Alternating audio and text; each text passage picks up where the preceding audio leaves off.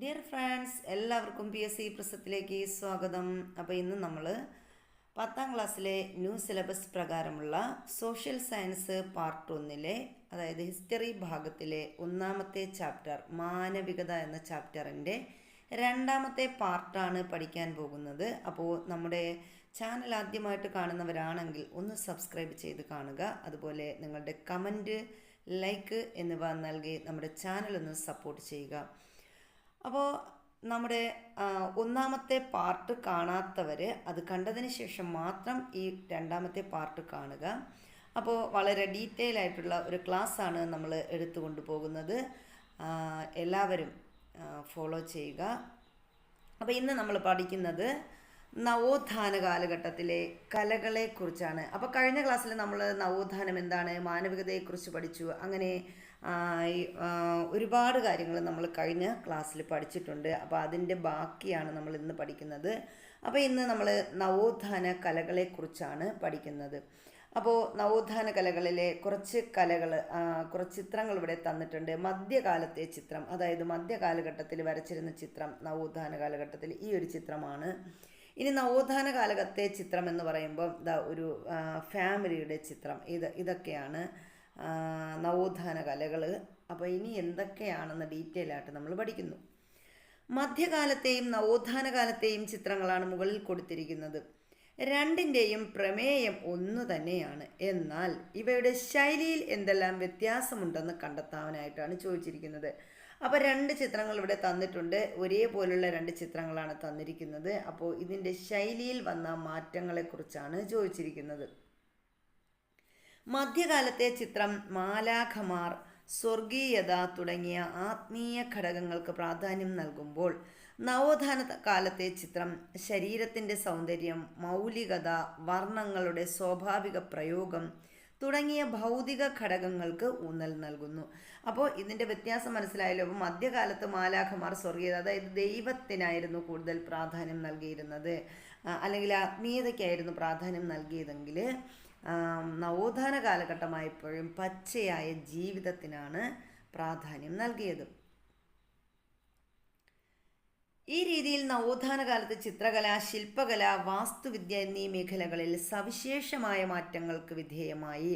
അപ്പം നവോത്ഥാന കാലമായപ്പോഴേക്കും എന്താണ്, ചിത്രകലയും അതുപോലെ ശില്പകലയും വാസ്തുവിദ്യയും സവിശേഷമായ മാറ്റങ്ങൾക്ക് വിധേയമായി.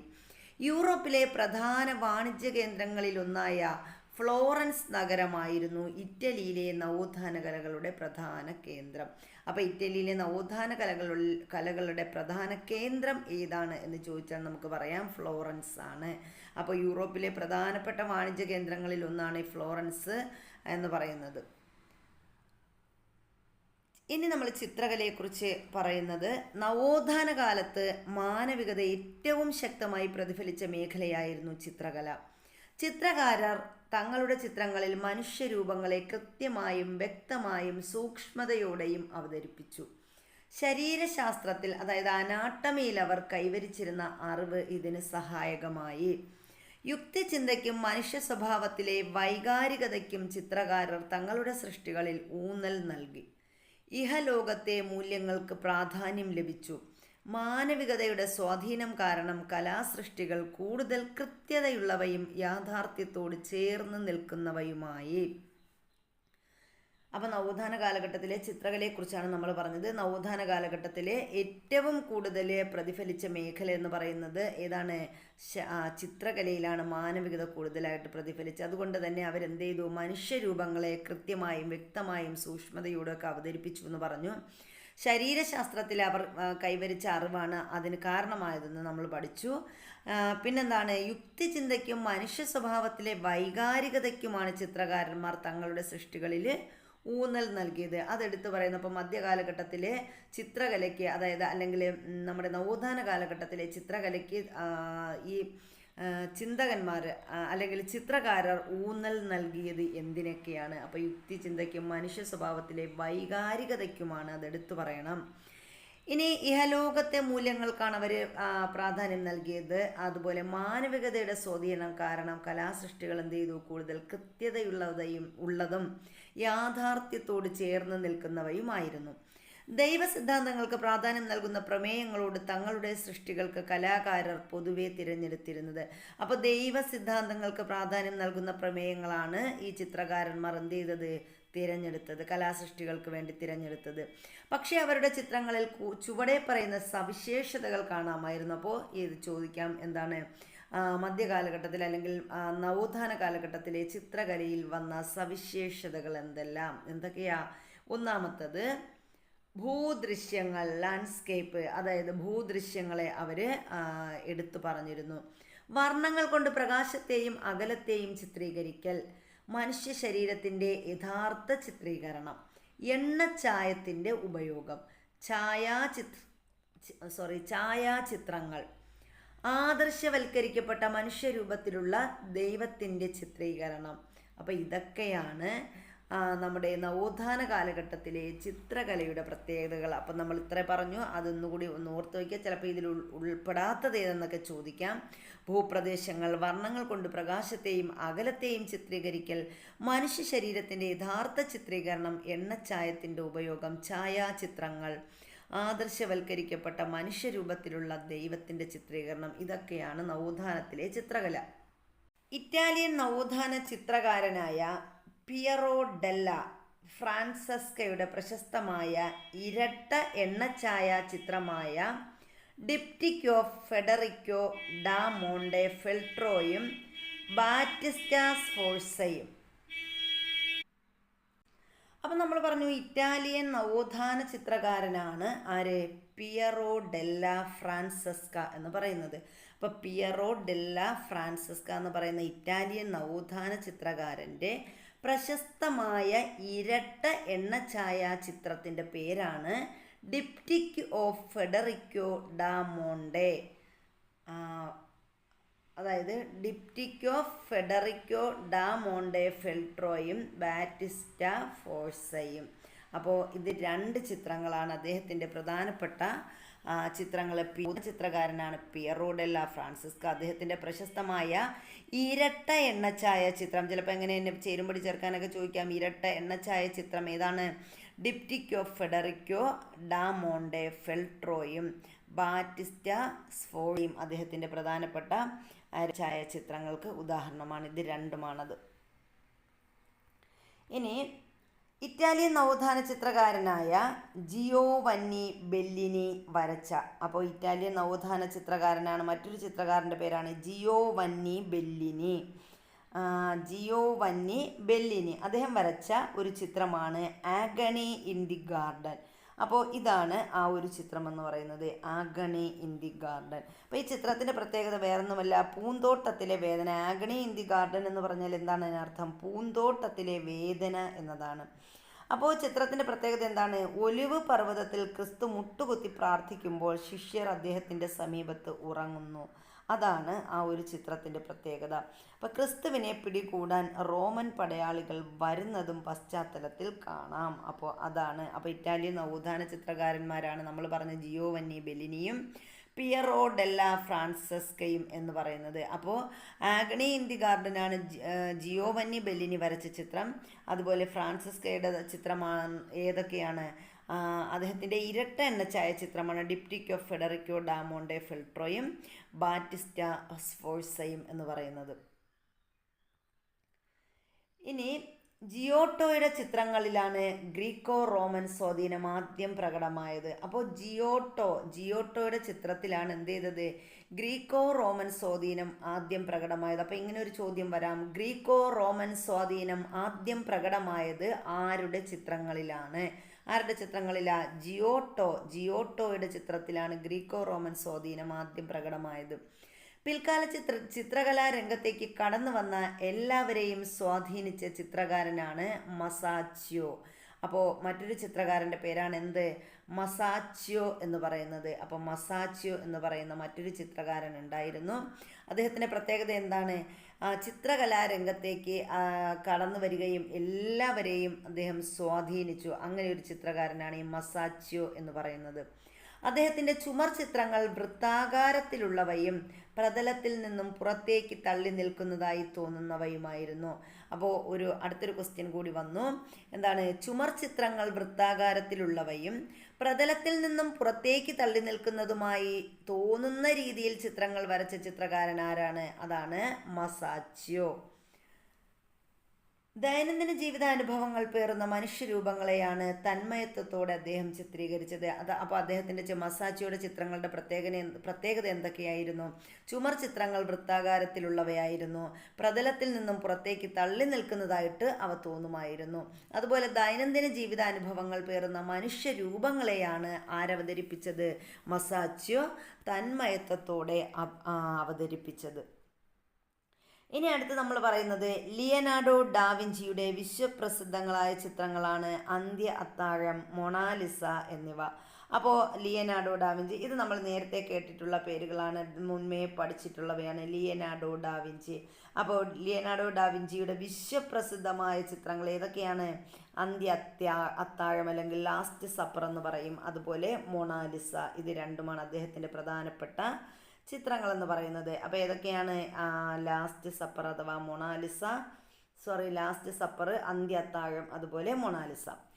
വർണ്ണം, നിഴൽ, പ്രകാശം എന്നിവയെ സംയോജിപ്പിക്കുന്ന ശാസ്ത്രത്തിൽ ഡാവിഞ്ചി അതുല്യനായിരുന്നുവെന്ന് ഈ ചിത്രങ്ങൾ നമ്മോട് പറയുന്നുണ്ട്. അപ്പോൾ ഡാവിഞ്ചിയുടെ ചിത്രത്തിന് എന്തൊക്കെയാണ് പ്രത്യേകതയുള്ളത്? വർണ്ണം, അതിൻ്റെ നിഴൽ, പ്രകാശം എന്നിവയെ സംയോജിപ്പിക്കുന്ന ശാസ്ത്രത്തിൽ ഡാവിഞ്ചി അതുല്യനായിരുന്നു. അപ്പോൾ ചിത്രത്തിൽ വർണ്ണം, അതുപോലെ നിഴൽ, പ്രകാശം എന്നിവ കൊണ്ടുവന്ന ചിത്രകാരൻ ആരെന്ന് ചോദിച്ചാൽ നമുക്ക് ആരെന്ന് ധൈര്യപൂർവ്വം പറയാം? ലിയനാർഡോ ഡാവിഞ്ചിയാണെന്ന് പറയാം. മനുഷ്യ ശരീരത്തെക്കുറിച്ച് ശാസ്ത്രീയമായി പഠിച്ച ഒരു ബഹുമുഖ പ്രതിഭയായിരുന്നു ലിയനാർഡോ ഡാവിഞ്ചി. അപ്പം മനുഷ്യ ശരീരത്തെക്കുറിച്ച്, അനാട്ടമിയെക്കുറിച്ച് പഠിച്ച ഒരു ബഹുമുഖ പ്രതിഭയാണ് ആരാ? ഈ ലിയനാർഡോ ഡാവിഞ്ചി. നിങ്ങളിൽ ഒരാൾ എന്നെ ഒറ്റുകൊടുക്കുമെന്ന് യേശു ക്രിസ്തു തൻ്റെ ശിഷ്യരോട് പറയുമ്പോൾ അവരുടെ മുഖത്ത് പ്രത്യക്ഷപ്പെടുന്ന അത്ഭുതം, ഭയം, കുറ്റബോധം തുടങ്ങിയ മാനുഷിക വികാരങ്ങളാണ് അന്ത്യ അത്താഴത്തിൽ പ്രതിഫലിക്കുന്നത്. അപ്പോൾ അന്ത്യ അത്താഴം എന്ന് പറയുന്ന, ലാസ്റ്റ് സപ്പർ എന്ന് പറയുന്ന ലിയനാർഡോ ഡാവിഞ്ചിയുടെ ചിത്രകലയുടെ പ്രമുഖമായ വിഷയം എന്താണ്? യേശു, അതായത് നിങ്ങളിൽ ഒരാൾ എന്നെ ഒറ്റുകൊടുക്കുമെന്ന് യേശു പറയുമ്പോൾ എന്ത് ചെയ്തു? ആ ശിഷ്യന്മാരുടെ മുഖത്ത് പ്രത്യക്ഷപ്പെടുന്ന ഒരു ഭാവഭേദങ്ങൾ, അത്ഭുതം, അതുപോലെ ഭയം, കുറ്റബോധം തുടങ്ങിയ മാനുഷിക വികാരങ്ങളാണ് ഈ അന്ത്യ അത്താഴത്തിൽ ആര് ഉൾക്കൊള്ളിച്ചിരിക്കുന്നത്? ലിയനാർഡോ ഡാവിഞ്ചി ഉൾപ്പെടുത്തിയിരിക്കുന്നത്.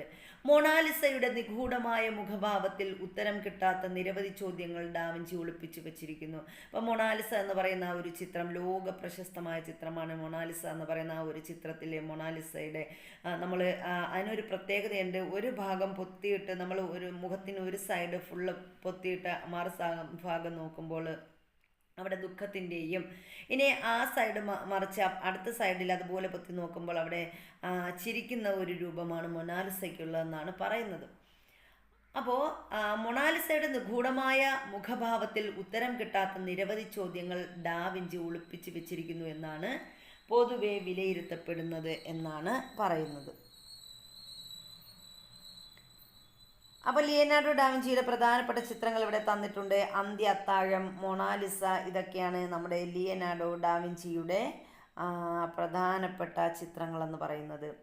വത്തിക്കാനിലെ സിസ്റ്റൈൻ ചാപ്പലിൻ്റെ മുകൾ തട്ടിൽ വരച്ച ചുമർ ചിത്രങ്ങളും അന്ത്യവിധിയും മൈക്കൽ ആഞ്ചലോ എന്ന മറ്റൊരു പ്രതിഭാശാലിയെ അനശ്വരനാക്കുന്നു.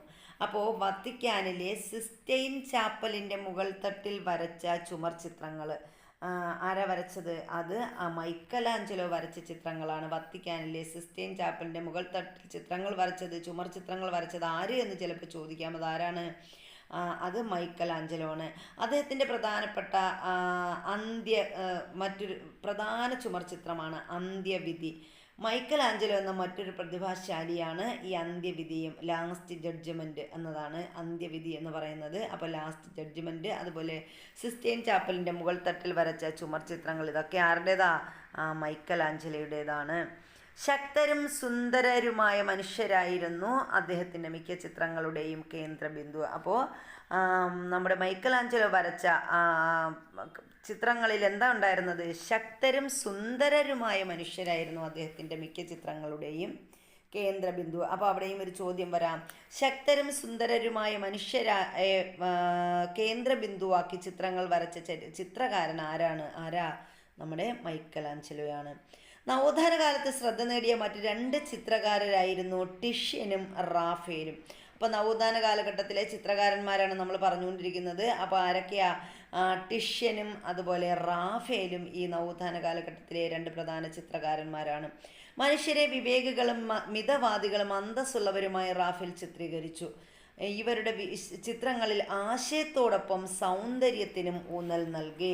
അപ്പോൾ റാഫേലിൻ്റെ ചിത്രങ്ങളുടെ പ്രത്യേകതയാണ് നമ്മൾ പറഞ്ഞത്. എന്തൊക്കെയാണ്? നവോത്ഥാന കാലത്ത് അദ്ദേഹം എന്ത് ചെയ്തു? മനുഷ്യരെ വിവേകികളും മിതവാദികളും അന്തസ്സുള്ളവരുമായിട്ടാണ് റാഫേൽ തൻ്റെ ചിത്രങ്ങളിൽ ചിത്രീകരിച്ചിരിക്കുന്നത്. അതുപോലെ തന്നെ ഇവരുടെ ചിത്രങ്ങളിൽ ആശയത്തോടൊപ്പം എന്തൊക്കെ ഉണ്ടായിരുന്നു? സൗന്ദര്യത്തിന് ഊന്നൽ നൽകിയ ചിത്രങ്ങളാണ് വരച്ചത്. അപ്പോൾ ഇതാണ് നമ്മുടെ മൈക്കലാഞ്ചലോ. ഇവരുടെയൊക്കെ ചിത്രങ്ങൾ തന്നിട്ടുണ്ട്. മൈക്കലാഞ്ചലോ, അതുപോലെ ടിഷ്യൻ,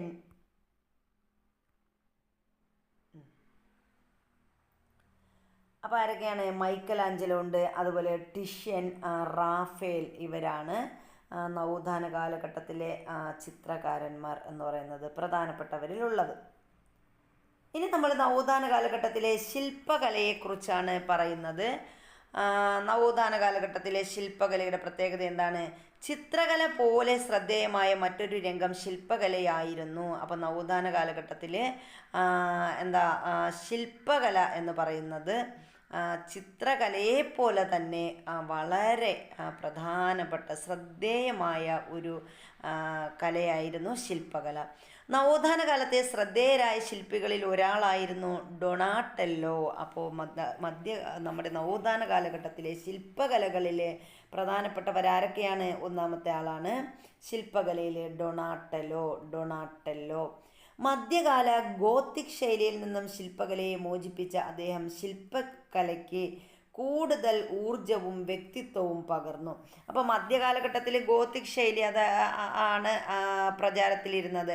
അപ്പോൾ ഇതിൽ നിന്നും അദ്ദേഹം എന്ത് ചെയ്തു? ശില്പകലയെ മോചിപ്പിച്ച് അദ്ദേഹം ശില്പങ്ങൾക്ക് കൂടുതൽ ഊർജവും വ്യക്തിത്വവും പകർന്നു. ആരാ? ഈ ഡൊണാട്ടെല്ലോ. ഒരു കാലിൽ തൻ്റെ ശരീരഭാരം പൂർണ്ണമായും താങ്ങുന്ന ഒരു കൗമാരക്കാരനെ അദ്ദേഹം ദാവീദ് എന്ന വെങ്കല ശില്പത്തിലൂടെ അവതരിപ്പിച്ചു. അപ്പോൾ ദാവീദ് എന്ന വെങ്കല ശില്പം പണിതത് ആരാ? അത് നമ്മുടെ ഡൊണാട്ടെല്ലോയാണ്. അപ്പോൾ അതിൻ്റെ പ്രത്യേകത എന്താണ്? ഒരു കാലിൽ തൻ്റെ ശരീരഭാരം പൂർണ്ണമായും താങ്ങുന്ന ഒരു കൗമാരക്കാരനാണ് ഈ ദാവീദ് എന്ന വെങ്കല ശില്പത്തിലൂടെ ആരവതരിപ്പിച്ചത്? ഡൊണാട്ടെല്ലോ അവതരിപ്പിച്ചത്. അപ്പോൾ ദാവീദ് എന്ന് പറയുന്ന വെങ്കല ശില്പം ആരുടേതാ? ഡൊണാട്ടെല്ലോ. അതിൻ്റെ പ്രത്യേകത എന്താ? ഒരു കാലിൽ തൻ്റെ ശരീരഭാരം പൂർണ്ണമായും താങ്ങുന്ന കൗമാരക്കാരൻ്റെ ചിത്രമാണ് അവിടെ വരച്ചിരിക്കുന്നത്. അവിടെ ശില്പത്തിലൂടെ അദ്ദേഹം ഒരു ശില്പകല അദ്ദേഹം ചെയ്തിരിക്കുന്നത്. ഇനി ഈ ഡൊണാട്ടെല്ലോയുടെ തന്നെ മറ്റൊരു പ്രധാനപ്പെട്ട ശില്പകലയാണ് ഗത്താമലാത്ത. അപ്പോൾ അത് ശ്രദ്ധിക്കുക, ഗത്താമലാത്ത. അപ്പോൾ ഗത്താമലാത്ത എന്ന് പറയുന്നത് നമ്മുടെ ആരുടെയാ? ഡൊണാട്ടെല്ലോയുടെ മറ്റൊരു പ്രധാനപ്പെട്ട വെങ്കല ശില്പമാണ് കേട്ടോ. ഇനി ഇതിൻ്റെ പ്രത്യേകത എന്താണ്? കുതിരപ്പുറത്തിരിക്കുന്ന യോദ്ധാവിൻ്റെ ശില്പം പ്രാചീന റോമിലെ കുതിരപ്പടയാളികളെ ഓർമ്മിപ്പിക്കുന്നു. അപ്പോൾ ഈ ഒരു ചിത്രത്തിൻ്റെ പ്രത്യേകത എന്ന് പറയുന്നത് കുതിരപ്പുറത്ത് വരുന്ന ഒരു ശില്പമാണ്. ഇതാണ് നമ്മുടെ ഗത്താമലാത്ത എന്ന് പറയുന്നത്. അപ്പോൾ ഇതാണ് ഗത്താമലാത്ത. അപ്പോൾ ഇതാണ് നമ്മുടെ മൈക്കലാഞ്ചലോയുടെ ദാവീദ്. ഇതാണ് ഒരു മെലിഞ്ഞ കുട്ടിയുടെ ചിത്രം. നമ്മൾ കൗമാരക്കാരൻ്റെ ചിത്രം പറഞ്ഞല്ലോ, അതാണ് മൈക്കലാഞ്ചലോയുടെ ദാവീദ് എന്ന് പറയുന്ന ചിത്രം. അതുപോലെ അദ്ദേഹത്തിൻ്റെ മറ്റൊരു പ്രധാനപ്പെട്ട ചിത്രം നമ്മൾ പറഞ്ഞു, ഗത്താമലാത്ത. അതിൻ്റെ പ്രത്യേകത എന്താണ്? കുതിരപ്പുറത്ത് വരുന്ന ആരാ? നമ്മുടെ കുതിരപ്പുറത്തിരിക്കുന്ന യോദ്ധാവിൻ്റെ ശില്പം പ്രാചീന റോമിലെ കുതിരപ്പടയാളികളെ ഓർമ്മിപ്പിക്കുന്നു. അപ്പോൾ ഇങ്ങനെയും ചോദിക്കാം, പ്രാചീന റോമിലെ കുതിരപ്പടയാളികളെ ഓർമ്മിപ്പിക്കുന്ന ഗത്താമലാത്ത എന്നത് ആരുടെ ശില്പകലയാണ് എന്ന് ചോദിച്ചാൽ നമുക്ക് പറയാം ആരുടേതാണ്? നമ്മുടെ ഡൊണാട്ടെല്ലോയുടേതാണ്. ആണ്. മനുഷ്യരൂപത്തിൽ ദൈവത്തെ അവതരിപ്പിക്കുന്ന മൈക്കലാഞ്ചലോയുടെ ശില്പങ്ങൾ പ്രാചീന ഗ്രീക്കോ റോമൻ ശൈലിയിൽ നിന്നും വഴിമാറി സഞ്ചരിച്ചു. അപ്പോൾ നമ്മുടെ മറ്റൊരു പ്രധാനപ്പെട്ട ശില്പകാരനാണ് ആരാ? മൈക്കലാഞ്ചലോ എന്ന് പറയുന്നത്. അദ്ദേഹത്തിൻ്റെ ശില്പകലയുടെ പ്രത്യേകത എന്താണ്? മനുഷ്യരൂപത്തിൽ ദൈവത്തെ അവതരിപ്പിക്കുന്ന ആളാണ് മൈക്കലാഞ്ചലോയുടെ ശില്പങ്ങൾ എന്ന് പറയുന്നത്. അപ്പം മനുഷ്യരൂപത്തിലാണ് അദ്ദേഹം എന്ത് ചെയ്തത്? ശില്പങ്ങളൊക്കെ അവതരിപ്പിച്ചത്. പ്രാചീന ഗ്രീക്കോ റോമൻ ശൈലിയിൽ നിന്നും വഴിമാറി സഞ്ചരിച്ചു. അപ്പോൾ പ്രാചീന ഗ്രീക്കോ റോമൻ ശൈലിയിൽ നിന്നും വഴിമാറി മനുഷ്യരൂപത്തിൽ ദൈവത്തെ അവതരിപ്പിക്കുന്ന ശില്പങ്ങൾ അവതരിപ്പിച്ചത് ആരാ? മൈക്കലാഞ്ചലോയാണ്. ക്രിസ്തുവിൻ്റെ ശരീരം മടിയിൽ കിടത്തിയിരിക്കുന്ന മേരിയെ ചിത്രീകരിച്ചിരിക്കുന്ന ശില്പമായ പിയാത്തയും വീരനായ ദാവീദിൻ്റെ ശില്പവും അദ്ദേഹത്തെ അനശ്വരനാക്കി. അപ്പോൾ നമ്മുടെ മൈക്കലാഞ്ചലോയുടെ പ്രധാനപ്പെട്ട 2 ശില്പങ്ങൾ ഏതൊക്കെയെന്ന് ചോദിച്ചാൽ ഏതൊക്കെയാ? ദാവീദിൻ്റെ ശില്പവും, അപ്പോൾ ഇതാണ് ദാവീദിൻ്റെ ശില്പം, അതുപോലെ പിയാത്ത, ഈ പിയാത്ത ദാവീദിൻ്റെ ശില്പം, ഇത് രണ്ടും ആരുടേതാണ്? മൈക്കലാഞ്ചലോയുടെ ശില്പങ്ങളാണ്. ഇനി നമ്മൾ പോകുന്നത് വാസ്തുവിദ്യയിലേക്കാണ്. ചിത്രകലയ്ക്കും ശില്പകലയ്ക്കും പുറമെ മാറ്റങ്ങൾക്ക് സാക്ഷ്യം വഹിച്ച മറ്റൊരു മേഖല വാസ്തുവിദ്യാരംഗമായിരുന്നു. അപ്പോൾ വാസ്തുവിദ്യ എന്താണ്? ചിത്രകലയ്ക്കും ശില്പകലയ്ക്കും പുറമെ നവോത്ഥാന കാലഘട്ടത്തിലുണ്ടായ മറ്റൊരു വാസ്തുവിദ്യാരംഗമാണ് വാസ്തുവിദ്യ എന്ന് പറയുന്നത്. ഫിലിപ്പോ ബ്രൂണലസ്കി വാസ്തുവിദ്യാരംഗത്ത് പുതിയ ശൈലിക്ക് തുടക്കം കുറിച്ചു. അപ്പോൾ വാസ്തുവിദ്യാരംഗത്ത് പുതിയ ശൈലിക്ക് തുടക്കം കുറിച്ച വാസ്തുവിദ്യക്കാരൻ ആരാ? അതാണ് ഫിലിപ്പോ ബ്രൂണലസ്കി. ഫിലിപ്പോ ബ്രൂണലസ്കിയാണ്. മധ്യകാലത്ത് നിലനിന്നിരുന്ന ഗോത്തിക് വാസ്തുവിദ്യാ ശൈലിയിൽ നിന്നും വ്യത്യസ്തമായി പ്രാചീന ഗ്രീക്കോ റോമൻ, അതായത് ക്ലാസിക്കൽ ശൈലിയുടെ സ്വാധീനം അദ്ദേഹം എന്ത് ചെയ്തു? ഫ്ലോറൻസിൽ നിർമ്മിച്ച കത്തീഡ്രലിൽ കാണാം. അപ്പോൾ നമ്മൾ പറഞ്ഞു വാസ്തുവിദ്യാ ശൈലിക്ക് തുടക്കം കുറിച്ചതാരാ? ഫിലിപ്പോ ബ്രൂണലസ്കിയാണ്. അപ്പോൾ ഫിലിപ്പോ ബ്രൂണലസ്കി നമ്മുടെ ഫ്ലോറൻസിലെ ക്ലാസിക്, അതായത് ഗോത്തിക് വാസ്തുവിദ്യാ ശൈലിയിൽ നിന്ന് വ്യത്യസ്തമായിട്ട് പ്രാചീന ഗ്രീക്കോ റോമൻ ശൈലിയുടെ സ്വാധീനം കൊണ്ടുവന്ന വ്യക്തിയാണ് ആര്? നമ്മുടെ ബ്രൂണലസ്കി എന്ന് പറയുന്നത്. അദ്ദേഹം നിർമ്മിച്ചത് എവിടെയാണ്? ഗോത്തിക് ശൈലിയിൽ, അതായത് ഫ്ലോറൻസിൽ നിർമ്മിച്ച കത്തീഡ്രലിൽ ആണ് ആര്? നമ്മുടെ ബ്രൂണലസ്കി രൂപകൽപ്പന ചെയ്ത ഒരു താഴികക്കുടം അവിടെ കാണാം. അപ്പോൾ ഗോത്തിക് ശൈലിയിൽ ഉയർന്ന ഗോപുരങ്ങൾക്ക് പകരം താഴികക്കുടങ്ങളായിരുന്നു. അതായത് താഴികക്കുടത്തിന് മറ്റൊരു പേരാണ് ഡ്യൂമോ എന്ന് പറയുന്നത്. ഇവയ്ക്ക് ഉണ്ടായിരുന്നത് ഇവിടെ നമ്മുടെ ബ്രൂണലസ്കിയുടെ ഈ ഒരു താഴികക്കുടം കണ്ടോ? നമ്മൾ ഈ പള്ളിയിലേക്ക് ഇങ്ങനെ ഇരിക്കുന്നല്ലോ, പള്ളികളിലൊക്കെ ഇരിക്കും. ഈ ഒരു ശൈലി കൊണ്ടുവന്നത് ആരാ? ബ്രൂണലസ്കി. ഫിലിപ്പോ ബ്രൂണലസ്കി കൊണ്ടുവന്ന ഒരു ശൈലിയാണ് ഈ ഒരു വാസ്തുവിദ്യാ ശൈലി എന്ന് പറയുന്നത്. അപ്പോൾ ആദ്യമൊക്കെ എങ്ങനെയായിരുന്നു? ഗോപുരങ്ങൾ, ഗോത്തിക് ശൈലിയിലെ ഗോപുരങ്ങളാണ്. അതിന് പകരമാണ് അദ്ദേഹം എന്ത് കൊണ്ടുവന്നത്? താഴികക്കുടങ്ങൾ അല്ലെങ്കിൽ ഡ്യൂമോ എന്ന് പറയുന്ന ഈ ഒരു ശൈലി കൊണ്ടുവന്നത്. മൈക്കലാഞ്ചലോ, ബ്രമാന്തെ തുടങ്ങിയവരുടെ നേതൃത്വത്തിൽ റോമിൽ പണികഴിപ്പിച്ച സെൻറ്റ് പീറ്റേഴ്സ് ബസിലിക്കയിൽ ഈ ശൈലി കൂടുതൽ പ്രകടമാണ്. അപ്പോൾ സെൻറ്റ് പീറ്റേഴ്സ് ബസിലിക്ക എന്ന് പറയുന്നത് ആരൊക്കെയാണ് പണികഴിപ്പിച്ചത്? ആരുടെയൊക്കെ നേതൃത്വത്തിൽ? സെൻറ്റ് പീറ്റേഴ്സ് ബസിലിക്ക ഉള്ളത് റോമിലാണ് കേട്ടോ. അപ്പോൾ റോമിലാണ് സെൻറ്റ് പീറ്റേഴ്സ് ബസിലിക്ക സ്ഥിതി ചെയ്യുന്നത്. ഇത് പണി കഴിപ്പിച്ചത് മൈക്കലാഞ്ചലോ, ബ്രഹ്മാന്തെ തുടങ്ങിയവരുടെ നേതൃത്വത്തിലാണ്. അപ്പോൾ മൈക്കലാഞ്ചലോയും ബ്രഹ്മാന്തെയും നേതൃത്വം നൽകി റോമിൽ പണി കഴിപ്പിച്ച ഒരു എന്താണ്? Saint Peter's Basilica. ഈ ബസിലിക്കയിൽ കൂടുതൽ എന്താ ഉള്ളത്? നമ്മുടെ ഗോത്തിക് ശൈലിയിലെ ഉയർന്ന ഗോപുരങ്ങൾക്ക് പകരം എന്താണ്? താഴികക്കുടങ്ങൾ അഥവാ ഡ്യൂമയാണ്. അപ്പോൾ ഈ താഴികക്കുടങ്ങൾക്ക് പ്രാധാന്യം നൽകിക്കൊണ്ട് വാസ്തുവിദ്യ ആരംഭിച്ചത് ആരാ? അത് നമ്മൾ പറഞ്ഞു. ആരായിരുന്നു പറഞ്ഞു? നമ്മുടെ ബ്രൂണലസ്കി, ഫിലിപ്പോ ബ്രൂണലസ്കിയാണ്. ഇനി എന്താണ് ഗോത്തിക് ശൈലി എന്ന് ഇവിടെ തന്നിട്ടുണ്ട് കേട്ടോ. അപ്പോൾ ഇതാണ് നമ്മുടെ സെൻറ്റ് പീറ്റേഴ്സ് ബസിലിക്ക പള്ളി എന്ന് പറയുന്നത്. ഇതൊരു ചർച്ചാണേ. അപ്പോൾ ഈ ചർച്ചിൽ ഇതാണ്ട് താഴികക്കുടം, ഇതിന് താഴികക്കുടത്തിന് പ്രാധാന്യം നൽകിക്കൊണ്ട് വരച്ച ചിത്രമാണ്. ആ ഒരു വാസ്തുവിദ്യാ ശൈലിയാണ് ഇവിടെ ഉള്ളത്. അപ്പോൾ ഇനി നമ്മൾ പറയുന്നത് എന്താണ് ഗോത്തിക് ശൈലി എന്ന് നോക്കാം. മധ്യകാലത്തിൻ്റെ 2ാം പകുതിയിൽ യൂറോപ്പിൽ വികസിച്ചു വന്ന വാസ്തുവിദ്യാ ശൈലിയായിരുന്നു ഗോത്തിക് ശൈലി. അപ്പോൾ ഗോത്തിക് ശൈലി എന്ന് പറഞ്ഞാൽ മധ്യകാലത്തിൻ്റെ 2ാം പകുതിയിൽ യൂറോപ്പിൽ വികസിച്ചു വന്ന വാസ്തുവിദ്യാ ശൈലിയായിരുന്നു എന്ത് ശൈലി? ഗോത്തിക് ശൈലി എന്ന് പറയുന്നത്. ഫ്രാൻസിലാണ് ഇത് ഉദയം ചെയ്തത്. അപ്പോൾ ഗോത്തിക് ശൈലി ഉദയം ചെയ്തത് എവിടെയാ? ഫ്രാൻസിൽ രൂപം കൊണ്ടൊരു ശൈലിയാണ് ഗോത്തിക് ശൈലി എന്ന് പറയുന്നത്. അതുപോലെ മുനയുള്ള കമാനങ്ങൾ, ഇതേപോലെ എന്താണ് ഇതിൻ്റെ കമാനങ്ങൾ എന്ന് പറയുന്നത്? എന്താണ്? മുനയുള്ള കമാനങ്ങളാണ്. പിന്നെന്താ ഇതിൻ്റെ പ്രധാന സവിശേഷതയായിരുന്നു. അപ്പം മുനയുള്ള പോയിൻറ്റഡ് ആർച്ച്, മുനയുള്ള കവാടങ്ങൾ, ഇതേപോലെ പോയിൻറ്റഡ് ആയിട്ടുള്ള ആർച്ചുകളാണ് ഇതിലുണ്ടായിരുന്നത്.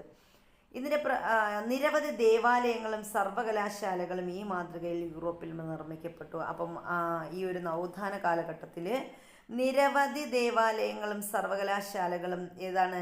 ഈ ഗോത്തിക് ശൈലിയിൽ എവിടെ നിർമ്മിച്ചിരുന്നു? നമ്മുടെ യൂറോപ്പിൽ നിർമ്മിച്ചിരുന്നു. അപ്പോൾ ഇതാണ് നമ്മുടെ യൂറോപ്പിലെ, അപ്പോൾ ഇതാണ് ഗോത്തിക് ശൈലിയിൽ യൂറോപ്പിൽ നിർമ്മിച്ച എന്താണ് ഒരു ശില്പങ്ങൾ എന്ന് പറയുന്നത്, അല്ലെങ്കിൽ ആ ഒരു വാസ്തുവിദ്യ എന്ന് പറയുന്നത് ഗോത്തിക് ശൈലി. അപ്പോൾ ഇത് നമ്മൾ പറഞ്ഞ താഴികക്കുടം ശൈലിയിൽ സെൻറ്റ് പീറ്റേഴ്സ് ബസിലിക്കയിൽ നമ്മുടെ ആരുടെ നേതൃത്വത്തിലാണ്? ബ്രൂണലസ്കിയുടെ നേതൃത്വത്തിലൊക്കെ വരച്ചതാണ്. മൈക്കൽ ആഞ്ചലോയുടെയും ബ്രഹ്മാന്തയുടെയും നേതൃത്വത്തിൽ നമ്മുടെ എന്താണ് റോമിൽ പണികഴിപ്പിച്ചതാണ് സെൻറ്റ് പീറ്റേഴ്സ് ബസിലിക്ക എന്ന് പറയുന്ന ഈ ഒരു പള്ളി. ഇതിൻ്റെ പ്രത്യേകത താഴികക്കുടമാണ്. ഇനി ഇവിടെ ഗോത്തിക് ശൈലി നമ്മൾ പറഞ്ഞു, മധ്യകാലഘട്ടത്തിലെ വികസിച്ച് വന്ന ഒരു വാസ്തുവിദ്യാ ശൈലിയാണ് ഗോത്തിക് ശൈലി എന്ന് പറഞ്ഞു. ഈ ഗോത്തിക് ശൈലി ഉദയം ചെയ്തത് എവിടെയെന്ന് ചോദിച്ചാൽ നമ്മൾ പറയുക ഫ്രാൻസിലാണ് ഉദയം ചെയ്തത്. ഇനി ഗോത്തിക് ശൈലിയുടെ പ്രത്യേകത, അവിടെ മുനയുള്ള കമാനങ്ങൾ, ഇതേപോലെ മുനയുള്ള കമാനങ്ങളാണ് അവിടെ ഉണ്ടായിരുന്നത്. പിന്നെന്താണ്? നിരവധി ദേവാലയങ്ങളും സർവകലാശാലകളും നമ്മൾ ഈ ഗോത്തിക് ശൈലിയുടെ മാതൃകയിൽ മധ്യകാല യൂറോപ്പിൽ പണികഴിപ്പിച്ചിട്ടുണ്ട്. ഇനി നമ്മൾ പറയുന്നത് വളരെ ഇമ്പോർട്ടൻ്റ് ആയിട്ടുള്ള കാര്യമാണ്. നവോത്ഥാന സാഹിത്യത്തെക്കുറിച്ചാണ് പഠിക്കുന്നത്. നമ്മുടെ വിധിയെ നിർണ്ണയിക്കാൻ കഴിയുന്നത് നക്ഷത്രങ്ങൾക്കല്ല, നമുക്ക് തന്നെയാണ്. അപ്പോൾ നമ്മുടെ ഒരു കൊട്ടേഷനിലാണ് തുടങ്ങുന്നത് കേട്ടോ. എന്താ പറഞ്ഞിരിക്കുന്ന ആ കോട്ടിൽ? നമ്മുടെ വിധിയെ നിർണ്ണയിക്കാൻ കഴിയുന്നത് നക്ഷത്രങ്ങൾക്കല്ല, നമുക്ക് തന്നെയാണ്. അപ്പം നമ്മൾ ആകാശത്ത് നോക്കി നക്ഷത്രം എണ്ണിക്കൊണ്ടിരുന്ന നമ്മുടെ വിധി നിർണ്ണയിക്കാൻ പറ്റുമോ? ഇല്ല. പക്ഷേ അത് നിർണ്ണയിക്കാൻ പറ്റുന്ന ആർക്ക് തന്നെയാണ്? നമ്മുടെ വിധി നിർണ്ണയിക്കാൻ പറ്റുന്നത് നമുക്ക് തന്നെയാണ് അത് പറയുന്നത്. അപ്പോൾ ഇതെന്താണെന്ന് നമുക്ക് നോക്കാം. ഇംഗ്ലീഷ് സാഹിത്യകാരനായ വില്യം ഷേക്സ്പിയറുടെ പ്രശസ്തമായ ജൂലിയസ് സീസർ എന്ന നാടകത്തിലെ വരികളാണ് നമ്മളിവിടെ കണ്ടത്. അപ്പോൾ നമ്മുടെ ഇംഗ്ലീഷ് സാഹിത്യകാരനായ വില്യം ഷേക്സ്പിയർ, അദ്ദേഹത്തിൻ്റെ പ്രശസ്തമായ ഒരു നാടകമാണ് ജൂലിയസ് സീസർ എന്ന് പറയുന്നത്. അപ്പോൾ ഈ നാടകത്തിലെ വരികളാണ് നമ്മളിവിടെ പറഞ്ഞത്. നമ്മുടെ വിധിയെ നിർണ്ണയിക്കാൻ കഴിയുന്നത് നക്ഷത്രങ്ങൾക്കല്ല, നമുക്ക് തന്നെയാണ്. അപ്പോൾ നമ്മുടെ നവോത്ഥാനം സ്വാധീനിച്ച സാഹിത്യകാരരിൽ ഒരാളായിരുന്നു ഷേക്സ്പിയർ എന്ന് പറയുന്നത്. അദ്ദേഹത്തിൻ്റെ വരികളിൽ മാനവികതയുടെ ശക്തി എത്രമാത്രം പ്രതിഫലിക്കുന്നു എന്ന് പരിശോധിക്കാനാണ് ഇവിടെ തന്നിരിക്കുന്നത്. നവോത്ഥാന സാഹിത്യകാരർ വ്യക്തി സ്വാതന്ത്ര്യത്തിനും മതേതര മൂല്യങ്ങൾക്കും പ്രാധാന്യം നൽകി. അപ്പോൾ നവോത്ഥാന സാഹിത്യകാരന്മാരുടെ പ്രത്യേകത എന്തായിരുന്നു? അവർ വ്യക്തി സ്വാതന്ത്ര്യത്തിനും മതേതര മൂല്യങ്ങൾക്കും പ്രാധാന്യം നൽകി. മധ്യകാലത്ത് നിലനിന്നിരുന്ന സ്കോളാസ്റ്റിസിൽ നിന്നുള്ള മോചനമായിരുന്നു നവോത്ഥാന സാഹിത്യത്തിൻ്റെ അടിസ്ഥാന സവിശേഷത. അപ്പോൾ നമ്മൾ പറഞ്ഞു എന്താണ് സ്കോളാസിസ്റ്റ് എന്നൊക്കെ നമ്മൾ പഠിച്ചായിരുന്നു. അപ്പോൾ ദൈവത്തെ അടിസ്ഥാനപ്പെടുത്തി ഉള്ളതാണ്. അപ്പോൾ നവോത്ഥാന സാഹിത്യകാരന്മാർ എന്ത് ചെയ്തു? വ്യക്തി സ്വാതന്ത്ര്യത്തിനും മതേതര മൂല്യങ്ങൾക്കും പ്രാധാന്യം നൽകി. പ്രാചീന ഗ്രീക്കോ റോമൻ സംസ്കാരത്തിൻ്റെ സ്വാധീനം ഉണ്ടായിരുന്നെങ്കിലും ലാറ്റിൻ ഭാഷയ്ക്ക് പകരം പ്രാദേശിക ഭാഷയിലാണ് മിക്ക നവോത്ഥാന സാഹിത്യകാരരും രചനകൾ നടത്തിയത്. അപ്പോൾ നവോത്ഥാന കാലഘട്ടത്തിലെ രചനകൾ നടത്തിയത് അവർ പ്രാദേശിക ഭാഷയിലാണ്. എന്തിനു വേണ്ടിയിട്ടാണ്? പ്രാദേശിക ഭാഷയിലാണെങ്കിൽ മാത്രമേ എല്ലാവർക്കും മനസ്സിലാവുള്ളൂ, സാധാരണക്കാർക്ക് മനസ്സിലാവുന്നു. ഇപ്പം നമ്മൾ ഒരു പ്രദേശത്ത് സംസാരിക്കുന്ന മലയാളം എന്ന് പറയുന്ന ഭാഷയാണ്. അപ്പം നമ്മൾ മലയാളത്തിൽ രചിക്കുന്ന കൃതികൾ ആ സ്ഥലത്തെ എല്ലാവർക്കും മനസ്സിലാവും അല്ലേ? അപ്പം അതാണ് പ്രാദേശിക ഭാഷ എന്ന് പറയുന്നത്. അപ്പോൾ നമ്മുടെ ലാറ്റിൻ ഭാഷയ്ക്ക് പകരം ഏത് ഭാഷയിലാണ്? പ്രാദേശിക ഭാഷയിലാണ് നവോത്ഥാന സാഹിത്യകാരർ എന്ത് ചെയ്തത്?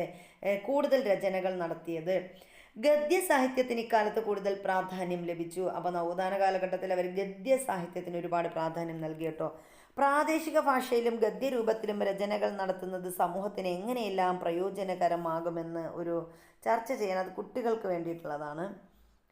നമ്മൾ പറയുന്നത് നവോത്ഥാന കാലത്തെ ശ്രദ്ധേയരായ സാഹിത്യകാരന്മാരെ കുറിച്ചാണ് പറയുന്നത്. അപ്പോൾ നവോത്ഥാന കാലത്തെ ശ്രദ്ധേയനായ സാഹിത്യകാരനായിരുന്നു ദാന്തെ.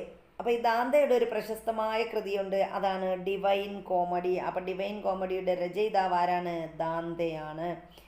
നരകം, ശുദ്ധീകരണ സ്ഥലം, സ്വർഗം എന്നിവയിലൂടെയുള്ള ദാന്തയുടെ സാങ്കല്പിക തീർത്ഥാടനമാണ് ഈ കവിതയുടെ പ്രമേയം. അപ്പോൾ ദാന്തയുടെ ഡിവൈൻ കോമഡിയിൽ എന്താ പറഞ്ഞിരിക്കുന്നത്? നരകത്തെക്കുറിച്ചും അതുപോലെ ശുദ്ധീകരണ സ്ഥലത്തെക്കുറിച്ചും സ്വർഗത്തെക്കുറിച്ചും ഒക്കെയാണ് ദാന്തയുടെ സാങ്കല്പിക തീർത്ഥാടനമാണ് ഈ കവിതയുടെ പ്രമേയം. അപ്പോൾ അദ്ദേഹം നരകത്തെയും സ്വർഗത്തെയും ഒക്കെ കുറിച്ച് ഇങ്ങനെ ഒരു സാങ്കല്പിക തീർത്ഥാടനമായിട്ടാണ് ഈ ഒരു കവിത എഴുതിയിരിക്കുന്നത്. മനുഷ്യസ്നേഹം, രാജ്യസ്നേഹം, പ്രകൃതി പ്രതിഭാസങ്ങളോടുള്ള താല്പര്യം, സ്വതന്ത്രവും ഏകീകൃതവുമായ ഇറ്റലിക്ക് വേണ്ടിയുള്ള മോഹങ്ങൾ എന്നിവ ഇതിൽ ശക്തമായി പ്രതിഫലിക്കുന്നു. അപ്പോൾ ഇതൊക്കെയാണ് പറയുന്നതെങ്കിലും സ്വർഗത്തെക്കുറിച്ചും നരകത്തെക്കുറിച്ചും പിന്നെ അതുപോലെയൊക്കെ പറയുന്നുവെങ്കിലും മനുഷ്യസ്നേഹത്തെക്കുറിച്ചും രാജ്യസ്നേഹത്തെക്കുറിച്ചും പ്രകൃതി പ്രതിഭാസങ്ങളോടുള്ള താല്പര്യം, അതുപോലെ സ്വാതന്ത്ര്യം, ഏകീകൃതമായ ഇറ്റലിക്ക് വേണ്ടിയുള്ള മോഹങ്ങൾ എന്നിവയൊക്കെ ഈ ഡിവൈൻ കോമഡിയിൽ അദ്ദേഹം ശക്തമായി പ്രതിഫലിക്കുന്നു. ഇറ്റലിയിലെ പ്രാദേശിക ഭാഷയിലാണ് ദാന്തെ ഡിവൈൻ കോമഡി രചിച്ചത്. അപ്പോൾ ഈ ഡിവൈൻ കോമഡി രചിച്ചത് ഏത് ഭാഷയിലാണ്? ഇറ്റലിയിലെ പ്രാദേശിക ഭാഷ, അതായത് സാധാരണക്കാർക്ക് കൂടി മനസ്സിലാക്കണം. അപ്പോൾ നമ്മുടെ ദാന്തെ, ഈ ഇരിക്കുന്ന ആളാണ് ദാന്തെ എന്ന് പറയുന്നത്. അപ്പോൾ ഇതാണ് ദാന്തെ. അപ്പോൾ ഇദ്ദേഹമാണ് രചിച്ച കൃതിയുടെ പേരെന്താണ്? Divine comedy. ഇനി നമ്മൾ പറയുന്നത് മറ്റൊരു വിശ്വപ്രസിദ്ധ സാഹിത്യകാരനാണ് ആരാ? പെട്രാർക്ക്. അപ്പോൾ മറ്റൊരു വിശ്വപ്രസിദ്ധ അപ്പോൾ നവോത്ഥാന കാലഘട്ടത്തിലെ മറ്റൊരു പ്രധാനപ്പെട്ട സാഹിത്യകാരൻ ആരെന്ന് ചോദിച്ചാൽ നമുക്ക് പറയാം പെട്രാർക്ക്. ഇതാണ് പെട്രാർക്ക്. അപ്പോൾ ഹെൽമെറ്റൊക്കെ വെച്ചിരിക്കുന്ന, കഴുത്തിന് അസുഖമൊക്കെ ഉള്ളതുകൊണ്ട് ഇങ്ങനെ ഇരിക്കുന്നതെന്ന് ആലോചിച്ചാൽ മതി. അപ്പോൾ പെട്രാർക്ക് എന്താണ്? പെട്രാർക്ക്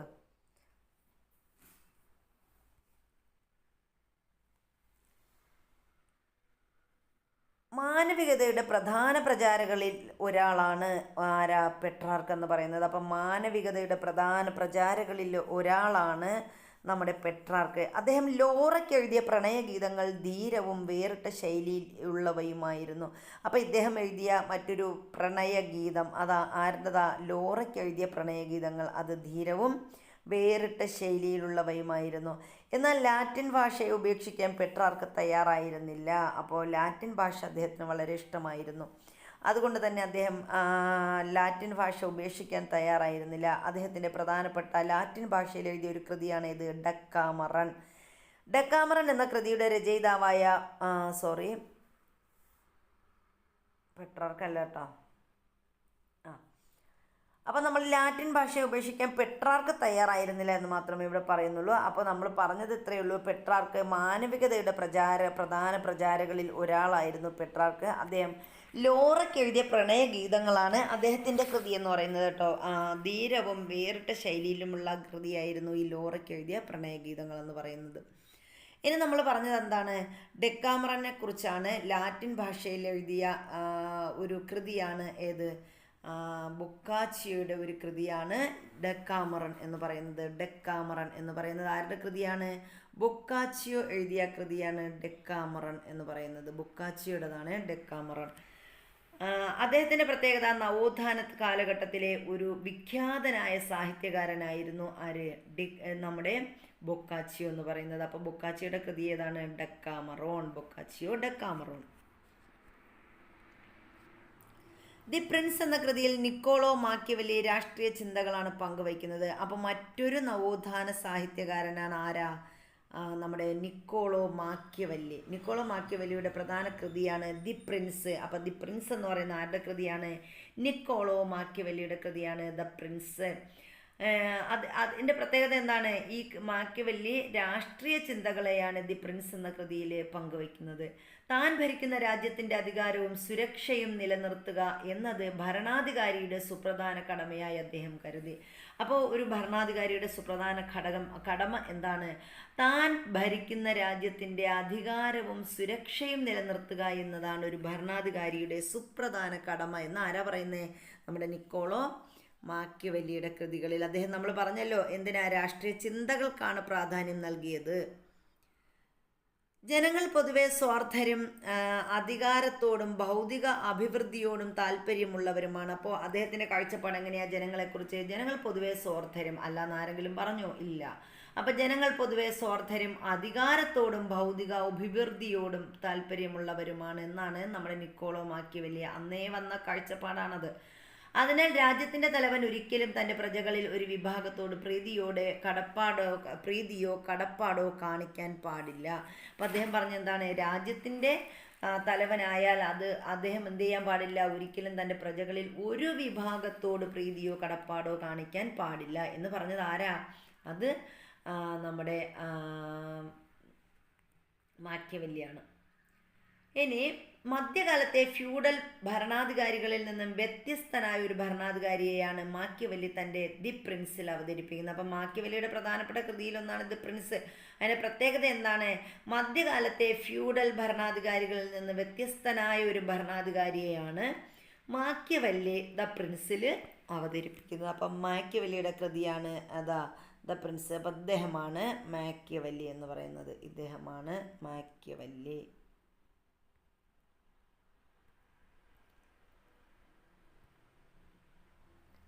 അടുത്ത് നമ്മൾ പറയുന്നത്, ഓരോ രാജാവും ക്രൂരതയില്ലാത്ത കരുണാർദ്രൻ എന്ന സൽപ്പേര് ആഗ്രഹിക്കണം. അതേസമയം ആ കരുണ മറ്റാരും ദുരുപയോഗം ചെയ്യാതിരിക്കാനും അദ്ദേഹം ശ്രദ്ധിക്കണം. അതിനാൽ തൻ്റെ ജനങ്ങൾക്കിടയിൽ ഐക്യവും വിശ്വസ്തതയും നിലനിർത്തുന്നതിന് വേണ്ടി ക്രൂരൻ എന്ന പേര് കേൾക്കേണ്ടി വന്നാലും അതൊരു രാജാവ് വകവയ്ക്കേണ്ടതില്ല. രാജാവിനെ കുറിച്ചുള്ള മാക്കിയവെല്ലിയുടെ കാഴ്ചപ്പാടാണ് ഇപ്പം നമ്മൾ മുകളിൽ വായിച്ചത്. അപ്പം എന്താണ് അദ്ദേഹം പറഞ്ഞത്? ഓരോ രാജാവും എങ്ങനെയാവണം? ക്രൂരതയില്ലാത്ത കരുണാർദ്രൻ. അപ്പോൾ ചിലപ്പോൾ ഇങ്ങനെയും ചോദിക്കാം, ഓരോ രാജാവും ക്രൂരതയില്ലാത്ത കരുണാർദ്രൻ എന്ന സൽപ്പേര് ആഗ്രഹിക്കണം എന്നത് ആരുടെ കാഴ്ചപ്പാടാ? ആരുടേതാ? നമ്മുടെ നിക്കോളോ മാക്കിയവെല്ലിയുടെ കാഴ്ചപ്പാടാണ്. ഇനി അദ്ദേഹം ഇങ്ങനെയും പറയുന്നുണ്ട്, കരുണ മറ്റാരും ദുരുപയോഗം ചെയ്യാതിരിക്കാനും അദ്ദേഹം ശ്രദ്ധിക്കണം. അപ്പം രാജാവ് അങ്ങനെ ക്രൂരതയില്ലാത്ത കരുണാർദ്രനായിരിക്കണം. അതുപോലെ ഈ കരുണ എന്ന് പറയുന്നത് മറ്റാരും എന്ത് ചെയ്യാൻ പാടില്ല? ദുരുപയോഗം ചെയ്യാൻ. ഒരാൾ പാവമാണെങ്കിൽ അവിടെ ആളുകൾ ദുരുപയോഗം ചെയ്യാറുണ്ട്. അപ്പം ഈ കരുണ മറ്റാരും ദുരുപയോഗം ചെയ്യാതിരിക്കാനും നോക്കണമെന്ന് ആര് പറയുന്നു? നമ്മുടെ നിക്കോളോ മാക്കിയവെല്ലി പറയുന്നു. ഇനി അതുപോലെ തൻ്റെ ജനങ്ങൾക്കിടയിൽ ഐക്യവും വിശ്വസ്തതയും നിലനിർത്തുന്നതിന് വേണ്ടി ക്രൂരൻ എന്ന പേര് കേൾക്കേണ്ടി വന്നാലും അതൊരു രാജാവ് വകവയ്ക്കേണ്ടതില്ല.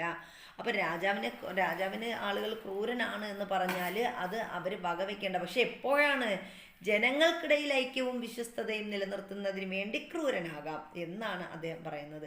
അപ്പം രാജാവിനെ കുറിച്ചുള്ള മാക്കിയവെല്ലിയുടെ കാഴ്ചപ്പാടാണ് നമ്മൾ കണ്ടത്. ഇതിനെ അടിസ്ഥാനമാക്കി രാജവാഴ്ചയെ സംബന്ധിച്ച് മാക്കിയവെല്ലി മുന്നോട്ട് വയ്ക്കുന്ന ആശയങ്ങൾ എന്തെല്ലാമെന്ന് ചർച്ച ചെയ്യാൻ പറഞ്ഞിട്ടുണ്ട്. ഇതിൽ മാനവികത എത്രത്തോളം പ്രതിഫലിക്കുന്നുവെന്ന് കണ്ടെത്താനും പറഞ്ഞിട്ടുണ്ട്.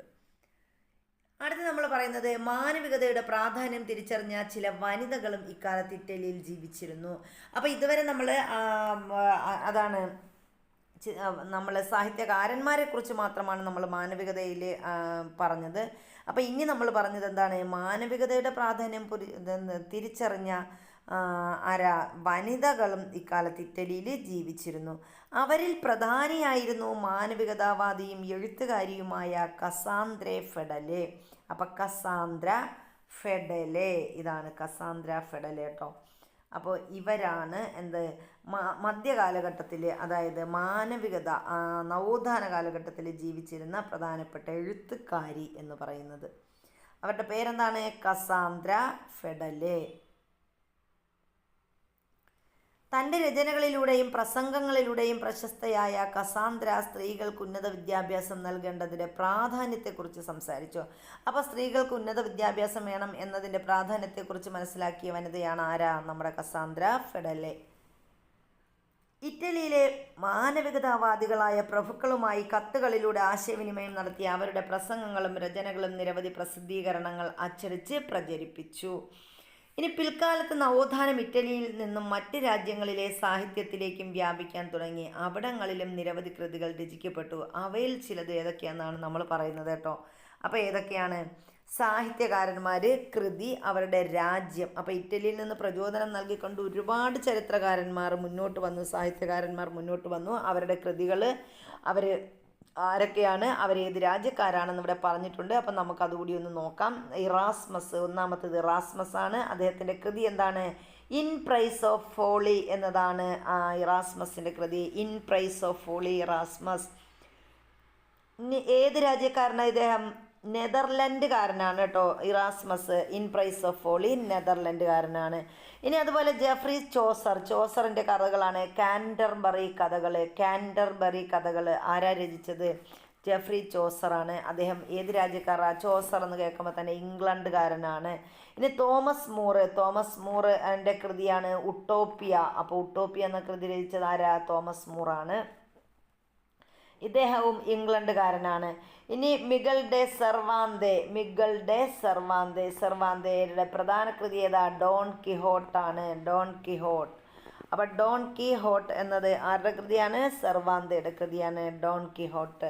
അദ്ദേഹം ഏത് രാജ്യക്കാരനാണ്? കിഹോട്ട് സ്പെയിൻകാരനാണ്. ഇനി ഫ്രാൻസോ റാബെലയാണ്. ഇതിനു മുമ്പൊന്നും കേൾക്കാത്തൊരു പേരാണ് ഫ്രാൻസോ റാബെലെ എന്ന് പറയുന്നത്. അപ്പോൾ ഇദ്ദേഹത്തിൻ്റെ പ്രധാനപ്പെട്ട കൃതി ഏതാണ്? ഗാർഗൻറ്റുവയും പാൻഡഗ്രൂലും. അപ്പോൾ ഗാർഗൻറ്റുവയും പാൻഡഗ്രൂലുമാണ് നമ്മുടെ ഫ്രാൻസോ റാബെലയുടെ പ്രധാന കൃതികൾ. അപ്പം നമ്മൾ ഈ ഫ്രാൻസോ റാബെലെ എന്ന് നമ്മൾ റാമ്പിൽ കയറുമ്പോൾ നല്ല പാൻറ്റൊക്കെ ഇട്ടാണ് പോകുന്നതെന്ന് ആലോചിച്ചാൽ മതി. റാമ്പിലൊക്കെ കയറുമ്പോൾ പാൻറ്റൊക്കെ ഇട്ടാണ് വന്നത്. അപ്പോൾ പാൻഡഗ്രൂലും നമ്മുടെ റാബെലയുടെ പ്രധാന കൃതിയാണ് ഗാർഗൻറ്റുവയും പാൻഡഗ്രൂലും. റാമ്പിൽ കയറുമ്പോൾ എന്ത് ചെയ്യണം? പാൻറ് ധരിക്കണം. പാൻഡഗ്രൂൽ. ഇനി ഇദ്ദേഹം ഏത് രാജ്യക്കാരനാണ്? ഫ്രാൻസോ റാബെലെ. പേരിൽ തന്നെയുണ്ട് ഫ്രാൻസോ റാബെലെ, ഫ്രാൻസുകാരനാണ്. അപ്പം ഇത്രയാണ് പ്രധാനപ്പെട്ട നമ്മുടെ സാഹിത്യകാരന്മാരെ, കൃതികൾ, അവരുടെ രാജ്യവും എന്ന് പറയുന്നത്. ഇനി നമ്മൾ പറയുന്നത് നവോത്ഥാന കാലത്തെ സാഹിത്യരചനകളെ ജനകീയമാക്കുന്നതിൽ അച്ചടി സുപ്രധാന പങ്ക് വഹിച്ചു. അപ്പോൾ ഇതിനൊക്കെ എന്ത് വേണം? അച്ചടി വേണമല്ലേ? അത് നവോത്ഥാന കാലഘട്ടത്തിലെ സാഹിത്യകൃതികളെ ജനകീയമാക്കി. യൂറോപ്പിലെ ആദ്യത്തെ അച്ചടിശാല സ്ഥാപിച്ചത് ജർമ്മൻകാരനായ ജോഹനാസ് ഗുട്ടൻബർഗ് ആയിരുന്നു. അപ്പോൾ യൂറോപ്പിലെ ആദ്യത്തെ അച്ചടിശാല സ്ഥാപിച്ചത് ആരാ? ജോഹനാസ് ഗുട്ടൻബർഗ് ആണ്. അദ്ദേഹം എവിടെയാ? ജർമ്മൻകാരനാണ്. അദ്ദേഹമാണ് എന്ത് ചെയ്തത്? യൂറോപ്പിൽ ആദ്യത്തെ അച്ചടിശാല സ്ഥാപിച്ചത്. 15-ാം നൂറ്റാണ്ടിൽ സ്ഥാപിച്ച ഈ അച്ചടിശാലയിലെ അച്ചടി യന്ത്രം ലോഹനിർമ്മിതവും ഒരു സ്ഥലത്ത് നിന്ന് മറ്റൊരു സ്ഥലത്തേക്ക് കൊണ്ടുപോകാൻ കഴിയുന്നതുമായിരുന്നു. അപ്പോൾ 15-ാം നൂറ്റാണ്ടിലാണ് നമ്മുടെ ജോഹനാസ് ഗുട്ടൻബർഗ് ഈ ഒരു അച്ചടിശാല സ്ഥാപിച്ചത്. ഇതിൻ്റെ പ്രത്യേകത എന്താണ്? ഈ അച്ചടിശാലയിലെ അച്ചടി യന്ത്രം ലോഹനിർമ്മിതമാണ്, ഒരു സ്ഥലത്ത് നിന്ന് മറ്റൊരു സ്ഥലത്തേക്ക് കൊണ്ടുപോകാൻ കഴിയുന്നതുമായിരുന്നു. അച്ചടി യന്ത്രത്തിൻ്റെ കണ്ടുപിടുത്തം അന്നത്തെ സമൂഹത്തെ എങ്ങനെയെല്ലാം സ്വാധീനിച്ചിട്ടുണ്ടാവാം. അപ്പോൾ നമ്മൾ അറിവിൻ്റെ വ്യാപനം, സാക്ഷരതയിൽ പുരോഗതി ഉണ്ടായി. അപ്പോൾ ഒരുപാട് പേർക്ക് ഇനി ഈ അറിവുണ്ടാകുമ്പോൾ എന്ത് ചെയ്യും? അവരുടെ ജീവിത സാഹചര്യമൊക്കെ മാറുമല്ലേ? അപ്പോൾ അങ്ങനെ ഒരുപാട് പുരോഗതി അച്ചടിയുടെ കണ്ടുപിടുത്തം മാറ്റുകയുണ്ടായി. അപ്പോൾ ഇതൊന്ന് ശ്രദ്ധിക്കുക. 15-ാം നൂറ്റാണ്ടിലാണ് ജോഹനാസ് ഗുട്ടൻബർഗാണ് അച്ചടി ശാല സ്ഥാപിച്ചത്. അദ്ദേഹം ജർമ്മൻകാരനായിരുന്നു. അപ്പോൾ ഇതിൻ്റെ പ്രത്യേകത എന്താണ്? ഈ അച്ചടി യന്ത്രത്തിൻ്റെ പ്രത്യേകത ലോഹനിർമ്മിതമാണ്. ഇത് ഒരു സ്ഥലത്ത് നിന്ന് മറ്റൊരു സ്ഥലത്തേക്ക് കൊണ്ടുപോകാൻ സാധിക്കുന്നതുമായിരുന്നു. അച്ചടി യന്ത്രത്തിൻ്റെ കണ്ടുപിടുത്തത്തോടെ സാഹിത്യകൃതികളും മറ്റു ഗ്രന്ഥങ്ങളും ജനങ്ങൾ വ്യാപകമായി വായിക്കാൻ തുടങ്ങി. അപ്പോൾ അച്ചടി യന്ത്രത്തിൻ്റെ കണ്ടുപിടുത്തം എന്ത് ചെയ്തു? സാഹിത്യകൃതികളും മറ്റു ഗ്രന്ഥങ്ങളും ജനങ്ങൾ വ്യാപകമായി വായിക്കാൻ തുടങ്ങി. അപ്പോൾ ഇതാണ് നമ്മുടെ ജോഹന്നാസ് ഗുട്ടൻബർഗിൻ്റെ അച്ചടി യന്ത്രം എന്ന് പറയുന്നത്. ഇത് കണ്ടോ, ഇതാണ് അദ്ദേഹത്തിൻ്റെ അച്ചടി യന്ത്രം. ഇനി നമ്മൾ നവോത്ഥാനവും ചരിത്രരചനയും എന്നതാണ് പറയുന്നത്. നവോത്ഥാനവും ചരിത്രരചനയും. അതിലെ ലോകചരിത്രം. അപ്പോൾ ലോകചരിത്രത്തെ പ്രാചീന ലോകം, മധ്യകാലം, ആധുനിക കാലം എന്നിങ്ങനെ മൂന്നായിട്ട് തരംതിരിച്ചിട്ടുണ്ട്. അപ്പോൾ അതിൽ പ്രാചീന കാലം എന്ന് പറഞ്ഞാൽ CE 5-ാം നൂറ്റാണ്ട് വരെയുള്ള കാലഘട്ടമാണ് പ്രാചീന കാലം. ഇനി മധ്യകാലം എന്ന് പറയുമ്പം CE 15-ാം നൂറ്റാണ്ട് മുതലുള്ള കാലഘട്ടമാണ് മധ്യകാലഘട്ടം. പിന്നെ ഇങ്ങോട്ടുള്ളത് ആധുനിക കാലഘട്ടം. അപ്പോൾ നമ്മൾ ലോക ചരിത്രത്തെ മൂന്നായിട്ട് തരംതിരിച്ചിരിക്കുന്നു: പ്രാചീനകാലം, മധ്യകാലം, ആധുനിക കാലം. പ്രാചീനകാലം ഏത് മുതൽ ഏത് വരെയാണ്? CE 5-ാം നൂറ്റാണ്ട് വരെയുള്ളതാണ് പ്രാചീനകാലം. പിന്നെ അത് കഴിഞ്ഞിട്ടുള്ളത് മധ്യകാലം, CE 15-ാം നൂറ്റാണ്ട് വരെയുള്ളത് മധ്യകാലം. അത് കഴിഞ്ഞിട്ടുള്ളത് ആധുനിക കാലം. പഠന സൗകര്യാർത്ഥം ലോക ചരിത്രത്തെ വിഭജിച്ചിട്ടുള്ളതിൽ ഏറ്റവും ശ്രദ്ധേയമായ രീതിയാണ് മുകളിൽ കൊടുത്തിട്ടുള്ളത്, ഇപ്പം നമ്മൾ പറഞ്ഞത്. ഇത് പ്രകാരം CE 5-ാം നൂറ്റാണ്ട് വരെയുള്ള കാലം പ്രാചീനകാലമെന്നും തുടർന്ന് 15-ാം നൂറ്റാണ്ട് വരെയുള്ള കാലം മധ്യകാലമെന്നും അറിയപ്പെടുന്നു. 15-ാം നൂറ്റാണ്ടിന് ശേഷമുള്ള ആ കാലമാണ് നമ്മളിപ്പോൾ ആധുനിക കാലമായി പരിഗണിക്കുന്നത്. ഈ രീതി നവോത്ഥാന കാലഘട്ടത്തിലാണ് നിലവിൽ വന്നത്. അപ്പം നവോത്ഥാന കാലഘട്ടത്തിൽ നിലവിൽ വന്നതാണ് ഈ ഒരു കാലഘട്ടം. എന്തൊക്കെയാണ്? മധ്യകാലമെന്നും പ്രാചീനകാലമെന്നും മധ്യകാലമെന്നും ആധുനിക കാലമെന്നും ഒക്കെ നിലവിൽ വന്നത്. ഈ രീതി നിലവിൽ ഇറ്റാലിയൻ ചരിത്രകാരരായ ഫ്ലാവിയോ ബിയാൻഡോ, ലിയനാർഡോ ബ്രൂണി എന്നിവരാണ് ഈ രീതി ആവിഷ്കരിച്ചത്. അപ്പോൾ നമ്മുടെ ലോക ചരിത്രത്തെ പ്രാചീനകാലം, മധ്യകാലം, ആധുനിക കാലം എന്നിങ്ങനെ തരംതിരിച്ചത് ആരൊക്കെയാ?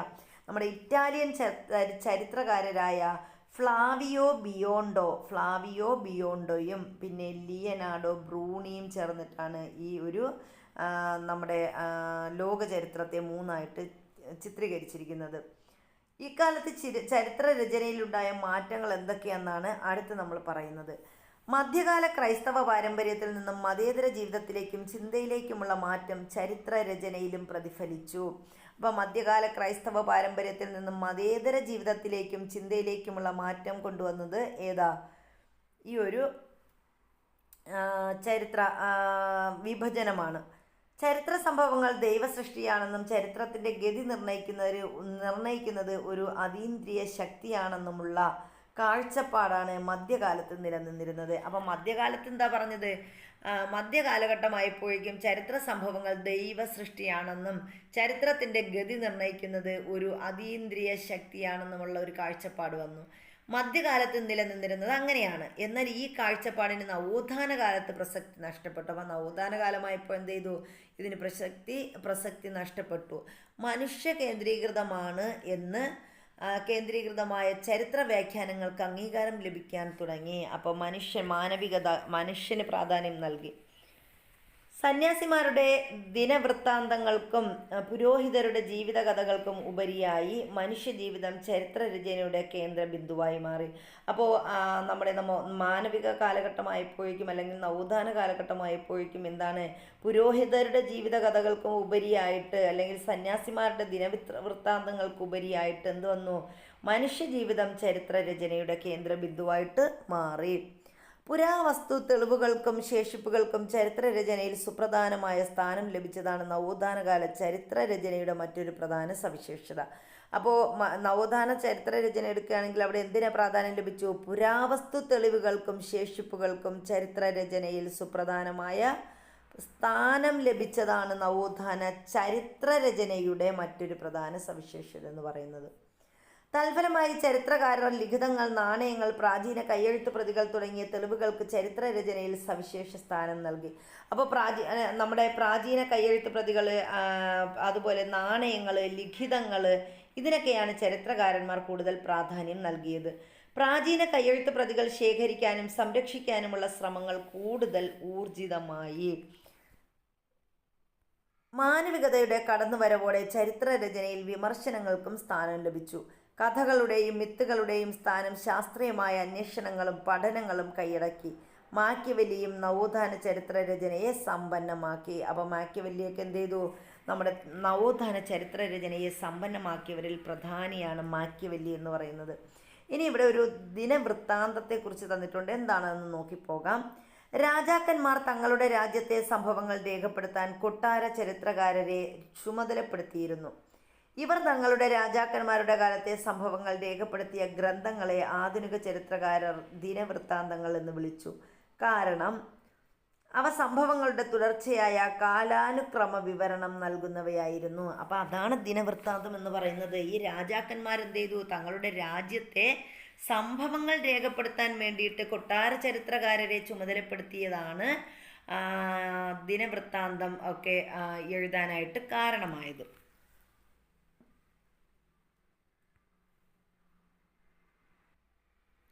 അടുത്ത നമ്മൾ പറയുന്നത് നവോത്ഥാനവും ശാസ്ത്രവുമാണ്. 1609 ശാസ്ത്രത്തിൻ്റെ പ്രകാശം ഉദിച്ചുയരാൻ ആരംഭിച്ചു. അപ്പം 1609 എന്ത് ചെയ്തു? നവോത്ഥാനത്തിൻ്റെ ഫലമായിട്ട് ശാസ്ത്രത്തിൻ്റെ പ്രകാശം ഉദിച്ചുയരാൻ ആരംഭിച്ചു. പാദുവ നഗരത്തിലെ തൻ്റെ ഗൃഹത്തിലിരുന്നു കൊണ്ട് ഗലീലി സൂര്യൻ നിശ്ചലമാണെന്നും ഭൂമിയാണ് സഞ്ചരിക്കുന്നതെന്നും തെളിയിക്കാൻ ശ്രമിച്ചു. അപ്പോൾ നമ്മുടെ പാദുവ നഗരത്തിലിരുന്നു കൊണ്ട് ആരായിരുന്നു? ഗലീലി സൂര്യൻ നിശ്ചലമാണെന്നും ഭൂമിയാണെന്ത് സൂര്യന് ചുറ്റും സഞ്ചരിക്കുന്നതെന്നും ഒക്കെ തെളിയിക്കാൻ ആരാ ശ്രമിച്ചത്? നമ്മുടെ ഗലീലി ശ്രമിച്ചു. പ്രശസ്ത ജർമ്മൻ നാടകകൃത്തായ ബർത്തോൾഡ് ബ്രെക്റ്റിൻ്റെ ഗലീലിയോയുടെ ജീവിതം എന്ന നാടകത്തിൻ്റെ പ്രാരംഭ വാക്യമാണ് ഇത്. അപ്പം നമ്മൾ ഈ മുകളിൽ വായിച്ചത് എന്താണ്? നമ്മുടെ ജർമ്മൻ നാടകകൃത്തായ ബർത്തോൾഡ് ബ്രെക്റ്റ്. അപ്പോൾ ഈ ബർത്തോൾഡ് ബ്രെക്റ്റ് എന്ന് പറയുന്നത് ജർമ്മൻ നാടകകൃത്താണ്. അദ്ദേഹത്തിൻ്റെ ഒരു കൃതിയാണ്, ഒരു നാടകമാണ് ഗലീലിയോയുടെ ജീവിതം എന്ന് പറയുന്ന നാടകം. ഈ നാടകത്തിൻ്റെ പ്രാരംഭ വാക്യമാണ് നമ്മൾ അവിടെ കണ്ടത്. പ്രപഞ്ചത്തിൻ്റെ കേന്ദ്രം ഭൂമിയാണെന്നുള്ള വിശ്വാസം 16-ാം നൂറ്റാണ്ട് വരെ നിലനിന്നിരുന്നു. അപ്പോൾ 16-ാം നൂറ്റാണ്ട് വരെ അവർ വിശ്വസിച്ചിരുന്നത് എന്താണ്? പ്രപഞ്ചത്തിൻ്റെ കേന്ദ്രം ഭൂമിയാണ്. പ്രപഞ്ചത്തിൻ്റെ കേന്ദ്രം എന്ന് പറയുന്ന ആരാ? ഭൂമിയാണ് എന്ന് 16-ാം നൂറ്റാണ്ട് വരെ അവർ വിശ്വസിച്ചിരുന്നു. എന്നാൽ ആ വിശ്വാസത്തെ തള്ളിക്കളഞ്ഞ ഗലീലിയോയുടെ പരിശ്രമങ്ങളെക്കുറിച്ചാണ് ഈ വരികൾ സൂചിപ്പിക്കുന്നത്. അപ്പോൾ ഈ ഒരു വിശ്വാസം തെറ്റാണെന്ന് ആരാ കണ്ടെത്തിയത്? ഗലീലി. അദ്ദേഹം എവിടെയുള്ള ആളാണ്? പാദുവ നഗരത്തിൽ ഇരുന്നു കൊണ്ടാണ് ഇത് കണ്ടെത്തിയത്. ഇത്തരത്തിൽ നിലവിലിരുന്ന ചിന്തകളെയും യുക്തിബോധത്തെയും നവോത്ഥാനം എങ്ങനെയെല്ലാം സ്വാധീനിച്ചു എന്നാണ് അടുത്ത് നമ്മൾ പറയുന്നത്. അപ്പം നവോത്ഥാനം ആധുനിക ശാസ്ത്രത്തിൻ്റെ വളർച്ചയ്ക്ക് അടിത്തറയിട്ടു. നവോത്ഥാന കാലത്ത് ശ്രദ്ധേയമായ മാറ്റങ്ങളുണ്ടായ ഒരു പ്രധാന മേഖല ജ്യോതിശാസ്ത്രമായിരുന്നു. അപ്പം നവോത്ഥാന കാലഘട്ടത്തിൽ ശാസ്ത്രീയമായ മാറ്റമുണ്ടായ ഒരു മേഖലയാണ് ജ്യോതിശാസ്ത്രം. പ്രപഞ്ചത്തിൻ്റെ ചലനങ്ങളെ നിയന്ത്രിക്കുന്നത് ഭൗതിക ശക്തികളാണെന്ന കാഴ്ചപ്പാട് ശാസ്ത്രജ്ഞർ മുന്നോട്ട് വെച്ചു. അപ്പോൾ പ്രപഞ്ചത്തിൻ്റെ ചലനങ്ങളെ നിയന്ത്രിക്കുന്ന അത് ഭൗതിക ശക്തികളാണ് എന്ന കാഴ്ചപ്പാടാണ് ശാസ്ത്രജ്ഞർ മുന്നോട്ട് വെച്ചത്. പ്രപഞ്ചത്തിൻ്റെ കേന്ദ്രം ഭൂമിയാണെന്നുള്ള ടോളമിയുടെ സിദ്ധാന്തം 16-ാം നൂറ്റാണ്ട് വരെയും വെല്ലുവിളികൾ നേരിടാതെ നിലകൊണ്ടു. അപ്പോൾ പ്രപഞ്ചത്തിൻ്റെ കേന്ദ്രം ഭൂമിയാണ് എന്ന് പറഞ്ഞത് ആരായിരുന്നു? ടോളമിയാണ്. ഈ ഒരു സിദ്ധാന്തം 16-ാം നൂറ്റാണ്ട് വരെ നിലനിന്നിരുന്നു. പക്ഷേ പോളണ്ടുകാരനും പുരോഹിതനുമായ കോപ്പർനിക്കസ് ഇതിനെ വെല്ലുവിളിച്ചു. അപ്പോൾ പോളണ്ടുകാരനായ കോപ്പർനിക്കസ് ടോളമിയുടെ ഭൂമിയാണ് പ്രപഞ്ചത്തിൻ്റെ കേന്ദ്രമെന്ന ആ ഒരു സംഭവത്തിനെതിരെ വെല്ലുവിളി കൊണ്ടുവന്നു. നമ്മുടെ പ്രപഞ്ചത്തിൻ്റെ കേന്ദ്രം ഭൂമിയല്ല സൂര്യനാണെന്നും അദ്ദേഹം വാദിച്ചു. അപ്പോൾ കോപ്പർനിക്കസ് ആണ് പറഞ്ഞത് പ്രപഞ്ചത്തിൻ്റെ കേന്ദ്രം ആരല്ല, ഭൂമിയല്ല, മറിച്ച് ആരാണ്? സൂര്യനാണ് എന്ന് തെളിയിച്ചത് നമ്മുടെ കോപ്പർനിക്കസ് ആണ്. ഭൂമിയും മറ്റ് ഗ്രഹങ്ങളും സൂര്യനെ വലം വയ്ക്കുകയാണ് ചെയ്യുന്നത് എന്ന് അദ്ദേഹം നിരീക്ഷിച്ചു. കോപ്പർനിക്കസിൻ്റെ വിപ്ലവകരമായ കണ്ടുപിടുത്തങ്ങളെ ഗലീലി, ജോഹന്നാസ് കെപ്ലർ എന്നിവർ കൂടുതൽ വ്യക്തമായി അവതരിപ്പിച്ചു. അപ്പോൾ കോപ്പർനിക്കസ് പറഞ്ഞത് ശരിയാണ് എന്ന് കണ്ടെത്തി ആരൊക്കെയാ? ഗലീലിയും അതുപോലെ ജോഹന്നാസ് കെപ്ലറും ചേർന്നിട്ട് അത് കൂടുതൽ വ്യക്തമായി കണ്ടെത്തി. സൂര്യനിൽ നിന്നുള്ള അകലത്തിനനുസരിച്ച് ഗ്രഹങ്ങളുടെ വേഗതയിൽ വ്യത്യാസം വരുന്നുവെന്ന് കെപ്ലർ കണ്ടെത്തി. അപ്പോൾ കെപ്ലർ പറഞ്ഞത് എന്താണ്? സൂര്യനിൽ നിന്നുള്ള അകലത്തിനനുസരിച്ച് ഗ്രഹങ്ങളുടെ വേഗതയിൽ വ്യത്യാസം വരുന്നുവെന്ന് പറഞ്ഞത് കെപ്ലറാണ്. ഇത് 17-ാം നൂറ്റാണ്ടിൻ്റെ അന്ത്യത്തിൽ ഐസക് ന്യൂട്ടൻ ഗുരുത്വാകർഷണ സിദ്ധാന്തം ആവിഷ്കരിക്കുന്നതിനെ ശക്തമായി സ്വാധീനിച്ചു. അപ്പോൾ ഗുരുത്വാകർഷണം ഐസക് ന്യൂട്ടൻ ആണെന്ന് നമുക്കറിയാം. ഏത് നൂറ്റാണ്ടിലാണ്? 17-ാം നൂറ്റാണ്ടിൻ്റെ അന്ത്യത്തിലാണ് ഐസക് ന്യൂട്ടൻ ഗുരുത്വാകർഷണ സിദ്ധാന്തം കൊണ്ടുവന്നത്. ഗലീലി താൻ നിർമ്മിച്ച ദൂരദർശിനിയുടെ സഹായത്താൽ വ്യാഴത്തിൻ്റെ ഉപഗ്രഹങ്ങൾ അതുപോലെ ശനിയുടെ വലയങ്ങൾ എന്നിവ കണ്ടെത്തി. അപ്പോൾ വ്യാഴത്തിൻ്റെ ഉപഗ്രഹങ്ങൾ കണ്ടെത്തിയതും ശനിയുടെ വലയങ്ങൾ കണ്ടെത്തിയതും ഗലീലിയാണ്. അദ്ദേഹം നിർമ്മിച്ച ഒരു ദൂരദർശിനിയുടെ സഹായത്തോടെയാണ് അദ്ദേഹം ഇത് ചെയ്തത്. ഗലീലിയോയുടെ കണ്ടെത്തലുകൾ കോപ്പർനിക്കസിൻ്റെ സിദ്ധാന്തത്തെ ശരിവച്ചു. അപ്പോൾ ഗലീലിയോ കണ്ടുപിടിച്ചത് എന്ത് ചെയ്തു? കോപ്പർനിക്കസിൻ്റെ സൂര്യനാണ് പ്രപഞ്ചത്തിൻ്റെ കേന്ദ്രമെന്ന സിദ്ധാന്തത്തെ ശരിവെച്ചതായിരുന്നു. അപ്പോൾ ഇവിടെ ഓരോരുത്തരുടെയും ചിത്രങ്ങൾ തന്നിട്ടുണ്ട്. ആരൊക്കെയാ? കോപ്പർനിക്കസിൻ്റെ, ഗലീലിയോയും അദ്ദേഹത്തിൻ്റെ ദൂരദർശിനിയും തന്നിട്ടുണ്ട്, ഐസക് ന്യൂട്ടനെയും തന്നിട്ടുണ്ട്. ഇനി നവോത്ഥാനം വൈദ്യശാസ്ത്ര രംഗത്ത് പൊതുവെയും ശരീരശാസ്ത്ര രംഗത്ത് പ്രത്യേകിച്ചും നേട്ടങ്ങൾ കൈവരിച്ചു. അപ്പോൾ നവോത്ഥാനം വൈദ്യശാസ്ത്ര രംഗത്ത് എന്ത് ചെയ്തു? പൊതുവെയും ശരീരശാസ്ത്ര രംഗത്ത് പ്രത്യേകിച്ചും നേട്ടങ്ങൾ കൈവരിച്ചു. സ്വിറ്റ്സർലൻഡുകാരനായ പാരാസെൽസസ് രോഗങ്ങളുടെ കാരണം അന്വേഷിക്കുകയും അവയുടെ പ്രതിവിധികൾ കണ്ടെത്താൻ ശ്രമിക്കുകയും ചെയ്തു. അപ്പോൾ നവോത്ഥാനം എന്താണ്? വൈദ്യശാസ്ത്ര രംഗത്ത് ഒരുപാട് മാറ്റങ്ങൾ കൊണ്ടുവന്നു. അപ്പോൾ അതിൽ എന്താണ്? സ്വിറ്റ്സർലൻഡുകാരനായ പാരാസെൽസസ്, സ്വിറ്റ്സർലൻഡുകാരനാണ് ആര്? പാരാസെൽസസ്. അദ്ദേഹം രോഗങ്ങളുടെ കാരണങ്ങൾ അന്വേഷിച്ചു. എന്തുകൊണ്ടാണ് രോഗങ്ങൾ വരുന്നതെന്ന് അന്വേഷിച്ചത് ഈ പാരാസെൽസസ് ആണ്. അവയുടെ പ്രതിവിധികൾ കണ്ടെത്താൻ ശ്രമിക്കുകയും ചെയ്തു. അപ്പോൾ പാരാസെൽസസ് ആണ് രോഗങ്ങളുടെ കാരണങ്ങൾ അന്വേഷിച്ചത്. നമ്മൾ രോഗം വന്നു കഴിഞ്ഞാൽ, പനി വന്നാൽ പാരാസെറ്റാമോൾ കഴിക്കും അല്ലേ? അപ്പോൾ ഈ പാരാസെൽസസ് എന്ത് ചെയ്തു? രോഗങ്ങളുടെ കാരണങ്ങൾ അന്വേഷിച്ചു, അവയുടെ പ്രതിവിധികൾ കണ്ടെത്താൻ ശ്രമിക്കുകയും ചെയ്തു. ആൻഡ്രിയസ് വെസാലിയസ് മൃതശരീരങ്ങളെ കീറിമുറിച്ച് പരിശോധിക്കുകയും ശരീരശാസ്ത്രത്തിന് പുതിയ അറിവുകൾ സമ്മാനിക്കുകയും ചെയ്തു. അപ്പോൾ ആദ്യത്തെ ഓപ്പറേഷൻ അല്ലേ എന്ത് ചെയ്തു? ആൻഡ്രിയസ് വെസാലിയസ് ആണ് മൃതശരീരങ്ങൾ, നമ്മൾ പോസ്റ്റ്മോർട്ടം എന്ന് പറയും, അതാരാ ചെയ്തത്? ആൻഡ്രിയസ് വെസാലിയസ് ആണ് ചെയ്തത്. ആൻഡ്രിയസ് വെസാലിയസ് മൃതശരീരങ്ങളെ കീറിമുറിച്ച് പരിശോധിക്കുകയും ശരീരശാസ്ത്രത്തിന് പുതിയ അറിവുകൾ സമ്മാനിക്കുകയും ചെയ്തു. അടുത്ത് നമ്മൾ പറയുന്നത് മതനവീകരണത്തെക്കുറിച്ചാണ്. റിഫോർമേഷൻ അഥവാ മതനവീകരണം. നവോത്ഥാനത്തിൻ്റെ സ്വാധീനം യൂറോപ്പിലെ മതരംഗത്തും പ്രതിഫലിച്ചു. അപ്പോൾ ഇറാസ്മസിനെ പോലുള്ള മാനവികതാവാദികൾ രചിച്ച ആക്ഷേപഹാസ്യ കൃതികളും ജോൺ വൈക്ലിഫ്, ജോൺ ഹസ്, സവോനറോള തുടങ്ങിയവരുടെ വിമർശനങ്ങളും കത്തോലിക്ക സഭയിൽ നിലനിന്നിരുന്ന ചില പ്രവണതകൾക്കും വിശ്വാസങ്ങൾക്കും എതിരായി പ്രതിഷേധങ്ങൾ രൂപം കൊള്ളുന്നതിന് പശ്ചാത്തലമൊരുക്കി. അപ്പോൾ ആരുടെയൊക്കെ കൃതികളാണ്? നമ്മുടെ ഇറാസ്മസിൻ്റെ പോലുള്ള മാനവികതാവാദികൾ കൊണ്ടുവന്ന ആക്ഷേപഹാസ്യങ്ങൾ. ഇനി ജോൺ വൈക്ലിഫിൻ്റെയും ജോൺ ഹസ്, സവനാറോള എന്നിവരുടെയൊക്കെ വിമർശനങ്ങളും കത്തോലിക്ക സഭയിൽ നിലനിന്നിരുന്ന ചില പ്രവണതകൾക്കും വിശ്വാസങ്ങൾക്കും എതിരായി പ്രതിഷേധം രൂപം കൊള്ളുന്നതിന് പശ്ചാത്തലമൊരുക്കി. ജനങ്ങളിൽ നിന്നും പണം സമാഹരിക്കാനായി പുറത്തിറക്കിയ പാപമോചന പത്രത്തിൻ്റെ വിൽപ്പനയായിരുന്നു അക്കാലത്ത് ഏറ്റവും കൂടുതൽ പ്രതിഷേധം ക്ഷണിച്ചു വരുത്തിയത്. അപ്പോൾ ജനങ്ങളിൽ നിന്ന് പൈസ, നമ്മൾ പറയും പാപമോചനം കിട്ടും, ഒരു പത്രമുണ്ട് പാപമോചനം കിട്ടും, ആ പാപമോചന പത്രത്തിൻ്റെ വിൽപ്പന, അങ്ങനെ ഒരു പത്രം ഉണ്ടെന്ന് വെച്ചാൽ നമ്മളും എന്ത് ചെയ്യും? പൈസ കൊടുത്ത് മേടിക്കും അല്ലേ? പാപമോചനം കിട്ടുമല്ലോ എന്നുള്ള ഇതിൽ ഇത് അവിടെയും എന്ത് ചെയ്തു? ജനങ്ങളിൽ നിന്നും പണം സമാഹരിക്കാനായി പുറത്തിറക്കിയ വിമോചന പത്രത്തിൻ്റെ വിൽപ്പനയാണ് അക്കാലത്ത് ഏറ്റവും കൂടുതൽ പ്രതിഷേധം ക്ഷണിച്ചു വരുത്തിയത്. പാപവിമോചന പത്രം പണം നൽകി വാങ്ങിയാൽ പാപങ്ങളിൽ നിന്ന് മോചനം നേടാമെന്ന് നേതൃത്വം ജനങ്ങളോട് ആഹ്വാനം ചെയ്തു. അപ്പോൾ പാപവിമോചന പത്രം പണം കൊടുത്ത് മേടിച്ച് എന്ത് ചെയ്യാം? അതിൽ നിന്ന് മോചനം നേടാമെന്ന് ആര് പറഞ്ഞു? ഈ ഒരു മതമേധാവികൾ ആരോട് പറഞ്ഞു? ജനങ്ങളോട് ആഹ്വാനം ചെയ്തു. പാപവിമോചന പത്രത്തിൻ്റെ വിൽപ്പനയിലൂടെ ശേഖരിക്കുന്ന പണം കൊണ്ട് ആശുപത്രികൾ, കത്തീഡ്രലുകൾ തുടങ്ങിയവ നിർമ്മിക്കുക എന്നതായിരുന്നു സഭാ നേതൃത്വത്തിൻ്റെ ലക്ഷ്യം. അപ്പോൾ ഇവരെന്തിനു വേണ്ടിയിട്ടാണ് ഇത് വിറ്റത്? ഈ ഒരു പത്രത്തിലൂടെ ലഭിക്കുന്ന വരുമാനം കൊണ്ട് ആശുപത്രികളും അതുപോലെ കത്തീഡ്രലുകളൊക്കെ നിർമ്മിക്കുക. ഇതിൻ്റെ വിൽപ്പനയ്ക്കായി ജോഹാൻ ടെഡ്സൽ എന്ന ഡൊമിനിക്കൻ സന്യാസി ജർമ്മനിയിലെത്തി. അപ്പോൾ പാപവിമോചന പത്രത്തിൻ്റെ വിൽപ്പനയ്ക്കായിട്ടെത്തിയ സന്യാസിയുടെ പേരാണ് ജോഹാൻ ടെഡ്സൽ. അപ്പോൾ ആരാ പാപവിമോചന പത്രത്തിൻ്റെ വിൽപ്പകൻ? ജോഹാൻ ടെഡ്സൽ ആണ്. അദ്ദേഹം ഡൊമിനിക്കൻ സന്യാസിയാണ്. അദ്ദേഹം ജർമ്മനിയിൽ വന്നു. ആരാ? നമ്മുടെ പാപവിമോചന പത്രത്തിൻ്റെ വിൽപ്പനയ്ക്കായി വന്ന വ്യക്തിയാണ് ജോഹാൻ ടെഡ്സൽ. പാപവിമോചന പത്രത്തിൻ്റെ വിൽപ്പനയിൽ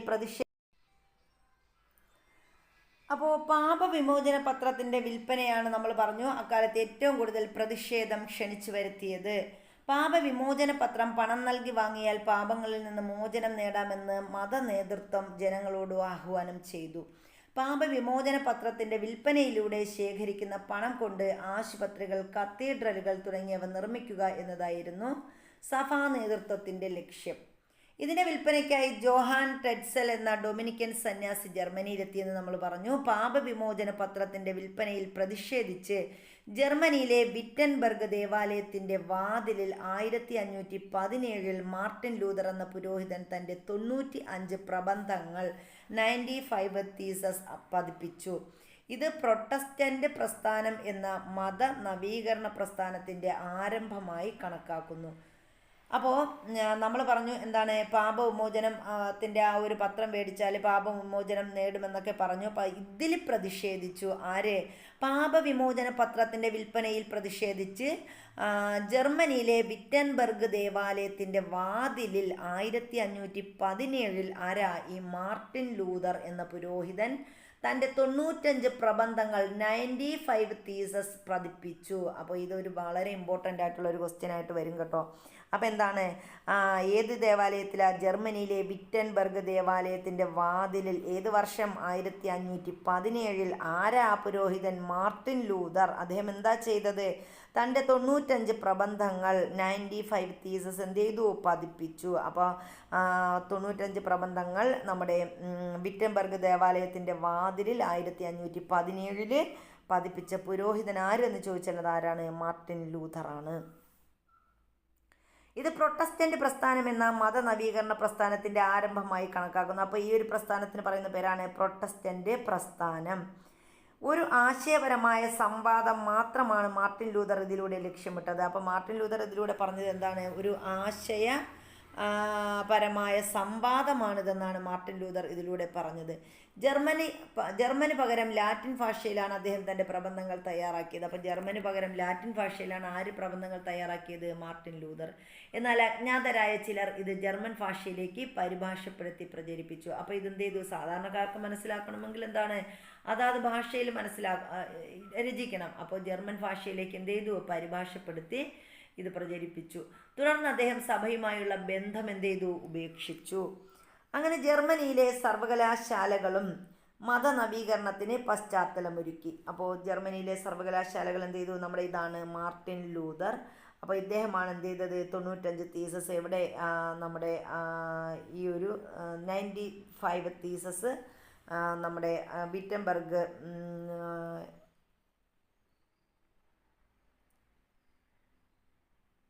സർവകലാശാലയിൽ ഒട്ടിച്ചത്. അപ്പോൾ ഇദ്ദേഹത്തിൻ്റെ പ്രത്യേകതയാണ് ഇനി നമ്മൾ പറയുന്നത്. വിറ്റൻബർഗ് സർവകലാശാലയിലെ അധ്യാപകനായിരുന്നു ആര്?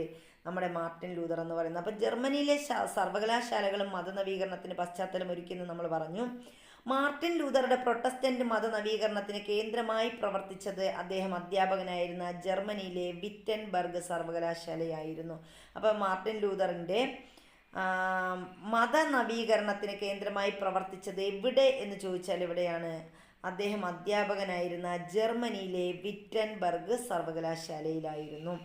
പുരോഹിതരുടെയും മതകോടതികളുടെയും അധികാരത്തെ നിയന്ത്രിക്കാൻ ആഗ്രഹിച്ച ഭരണാധികാരികളുടെ താല്പര്യങ്ങളും മതനവീകരണത്തിന് കരുത്ത് പകർന്നു. അപ്പോൾ ഇദ്ദേഹം എന്ത് ചെയ്തു?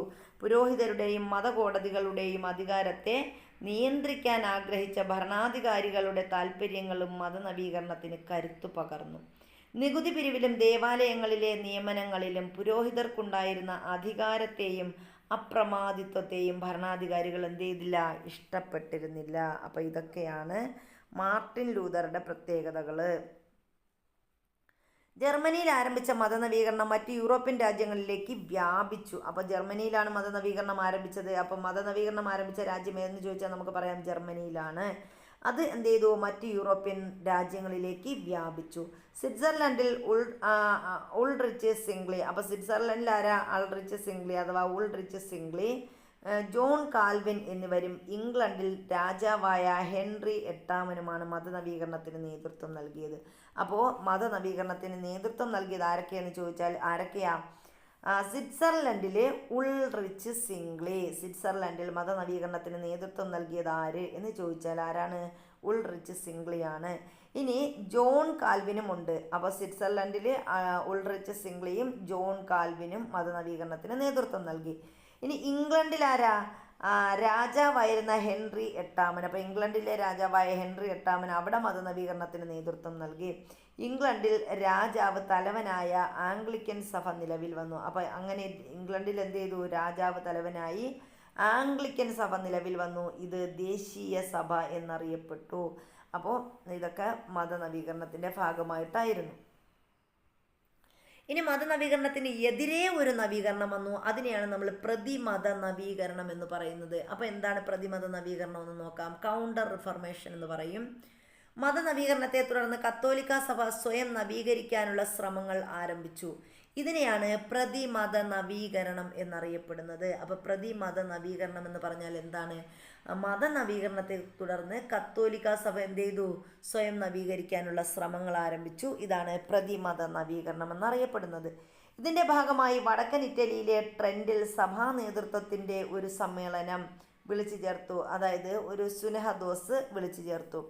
മതരംഗത്തെ തെറ്റായ പ്രവണതകളെ ഒഴിവാക്കി പരിഷ്കരണവുമായി മുന്നോട്ട് പോവുക എന്നതായിരുന്നു ഇതിൻ്റെ ലക്ഷ്യം. അപ്പോൾ പ്രതിമത നവീകരണം ഇവർ വിളിച്ചു കൂട്ടിയത് എവിടെയാണ് വിളിച്ചു കൂട്ടിയത്? വടക്കൻ ഇറ്റലിയിലെ ട്രെൻറ്റിലാണ് ഇവർ സഭാ നേതൃത്വത്തിൻ്റെ സമ്മേളനം വിളിച്ചു കൂട്ടിയത്. അതിലെന്താ പറഞ്ഞത്? മതരംഗത്തെ തെറ്റായ പ്രവണതകളെ ഒഴിവാക്കി പരിഷ്കരണവുമായി മുന്നോട്ട് പോവുക എന്നതായിരുന്നു ഇതിൻ്റെ ലക്ഷ്യം. തൽഫലമായി പാപവിമോചന പത്രത്തിൻ്റെ വിൽപ്പന നിരോധിച്ചു. അപ്പോൾ ഇതിൻ്റെ ഫലമായിട്ട് എന്ത് ചെയ്തു? പാപവിമോചന പത്രത്തിൻ്റെ വിൽപ്പന നിരോധിച്ചു. വിശ്വാസികൾ വായിക്കാൻ പാടില്ലാത്ത പുസ്തകങ്ങളുടെ പട്ടികയായ ഇൻഡെക്സ് പ്രസിദ്ധീകരിച്ചു. അപ്പോൾ വിശ്വാസിയാണെങ്കിൽ അവരെന്ത് ചില പുസ്തകങ്ങളൊന്നും വായിക്കാൻ പാടില്ല. ആ വായിക്കാൻ പറ്റാത്ത ചില പുസ്തകങ്ങളുടെ പട്ടിക, അതിനെയാണ് നമ്മൾ ഇൻഡെക്സ് എന്ന് പറയുന്നത്. ഈ ഒരു ഇൻഡെക്സ് അവരെന്ത് ചെയ്തു? പ്രസിദ്ധീകരിച്ചു. മധ്യകാലത്ത് നിലനിന്നിരുന്ന മതവിചാരണ കോടതി പുനഃസ്ഥാപിച്ചു. അപ്പോൾ മധ്യകാലത്ത് നിലനിന്നിരുന്ന മതവിചാരണ കോടതി എന്ത് ചെയ്തു? പുനഃസ്ഥാപിച്ചു. സ്പെയിൻകാരനായ ഇഗ്നേഷ്യസ് ലൊയോള എന്ന പുരോഹിതൻ സ്ഥാപിച്ച സൊസൈറ്റി ഓഫ് ജീസസ് എന്ന സഭയും പ്രതിമത നവീകരണത്തിൽ പ്രധാന പങ്ക് വഹിച്ചു. അപ്പോൾ പ്രതിമത നവീകരണത്തിൻ്റെ ഭാഗമായിട്ട് സൊസൈറ്റി ഓഫ് ജീസസ് എന്ന സഭ സ്ഥാപിച്ചത് ആരാ? ഇഗ്നേഷ്യസ് ലയോളയാണ്. അദ്ദേഹം ഏത് രാജ്യക്കാരനാ? സ്പെയിൻകാരനാണ് ഇഗ്നേഷ്യസ് ലയോള. അദ്ദേഹം ഒരു പുരോഹിതനാണ്. അദ്ദേഹം സ്ഥാപിച്ചതാണ് സൊസൈറ്റി ഓഫ് ജീസസ് എന്ന് പറയുന്നത്. ഇതിലെ അംഗങ്ങൾക്ക് കർശനമായ അച്ചടക്കവും ചോദ്യം ചെയ്യാതെയുള്ള അനുസരണയും ബാധകമായിരുന്നു. അപ്പോൾ ഇതിലെ അംഗങ്ങളുടെ പ്രത്യേകത എന്താണ്? അവർക്ക് കർശനമായ അച്ചടക്കം, അതുപോലെ ചോദ്യം ചെയ്യാതെയുള്ള അനുസരണ, ഇതൊക്കെ ബാധകമായിരുന്നു. വിദ്യാലയങ്ങൾ സ്ഥാപിച്ചുകൊണ്ടും മതപ്രചാരണ പ്രവർത്തനങ്ങളിൽ ഏർപ്പെട്ടുകൊണ്ടും കത്തോലിക്ക സഭയുടെ മേധാവിത്വം ഉറപ്പിക്കാൻ അവർ ശ്രമിച്ചു. അപ്പോൾ ഇവരുടെ പ്രവൃത്തി എങ്ങനെയാണ്? വിദ്യാലയങ്ങൾ സ്ഥാപിച്ചുകൊണ്ടും അതുപോലെ മതപ്രചാരണ പ്രവർത്തനങ്ങളിൽ ഏർപ്പെട്ടുകൊണ്ടുമാണ് കത്തോലിക്ക സഭയുടെ മേധാവിത്വം ഉറപ്പിക്കാൻ ആര് ശ്രമിച്ചത്? ഈ ഒരു പ്രതിമത നവീകരണ പങ്കാളികൾ ശ്രമിച്ചത്. കത്തോലിക്ക സഭയിൽ അക്കാലത്ത് നിലനിന്നിരുന്ന നിരവധി തെറ്റായ പ്രവണതകളെ ഇല്ലാതാക്കാൻ പ്രതിമത നവീകരണത്തിന് കഴിഞ്ഞു. അപ്പോൾ പ്രതിമത നവീകരണത്തിലൂടെ എന്ത് ചെയ്തു? കത്തോലിക്ക സഭയിൽ നിലനിന്നിരുന്ന തെറ്റായ പ്രവണതകളെ ഒഴിവാക്കാനൊക്കെ കഴിഞ്ഞു. പ്രതിമത നവീകരണത്തെ കത്തോലിക്ക മത നവീകരണം എന്നും അറിയപ്പെടുന്നു. അപ്പോൾ കത്തോലിക്ക ഗ്രീക്കോ റോമൻ കാലം മുതൽക്കേ നിലനിന്നിരുന്ന മാനവിക ആശയങ്ങളുടെ വികാസ പരിണാമ ഘട്ടത്തെയാണ് നവോത്ഥാനം അടയാളപ്പെടുത്തുന്നത്. പ്രാചീന മധ്യകാലങ്ങളുടെ തുടർച്ച കൂടിയായിരുന്നു നവോത്ഥാനം. മനുഷ്യനും മനുഷ്യൻ്റെ ആവശ്യങ്ങൾക്കും സാധ്യതകൾക്കും സവിശേഷതകൾക്കും കേന്ദ്രസ്ഥാനം നൽകുന്ന മാനവികതയാണ് നവോത്ഥാനത്തിൻ്റെ കാതൽ. യൂറോപ്പും ഇതര സമൂഹങ്ങളുമായുള്ള പരസ്പര ബന്ധത്തിലൂടെയും വ്യാപാര വിനിമയങ്ങളിലൂടെയും വളർന്നു വന്ന നവോത്ഥാനം ലോകത്തെ മുഴുവൻ സ്വാധീനിച്ചു. അപ്പോൾ നവോത്ഥാനത്തെക്കുറിച്ചാണ് നമ്മളിവിടെ പറഞ്ഞത്. നവോത്ഥാനത്തിൻ്റെ സ്വാധീനം വിവിധ മേഖലകളിൽ എന്ന വിഷയത്തിൽ കുട്ടികൾക്ക് സെമിനാറൊക്കെ അവതരിപ്പിക്കാൻ ഇവിടെ പറഞ്ഞിട്ടുണ്ട്. അപ്പോൾ ഇത്രയുമാണ് നമ്മുടെ നവോത്ഥാനത്തെക്കുറിച്ച് പറഞ്ഞിരിക്കുന്നത്. അപ്പോൾ നമ്മുടെ ക്ലാസ്സുകൾ ഇഷ്ടപ്പെട്ടാൽ ലൈക്ക് ചെയ്യാനും ഷെയർ ചെയ്യാനും കമൻറ്റ് ചെയ്യാനും ഒന്നും മറക്കണ്ട. അപ്പോൾ എല്ലാവർക്കും നല്ലൊരു ദിവസം ആശംസിച്ചുകൊണ്ട് താങ്ക് യു.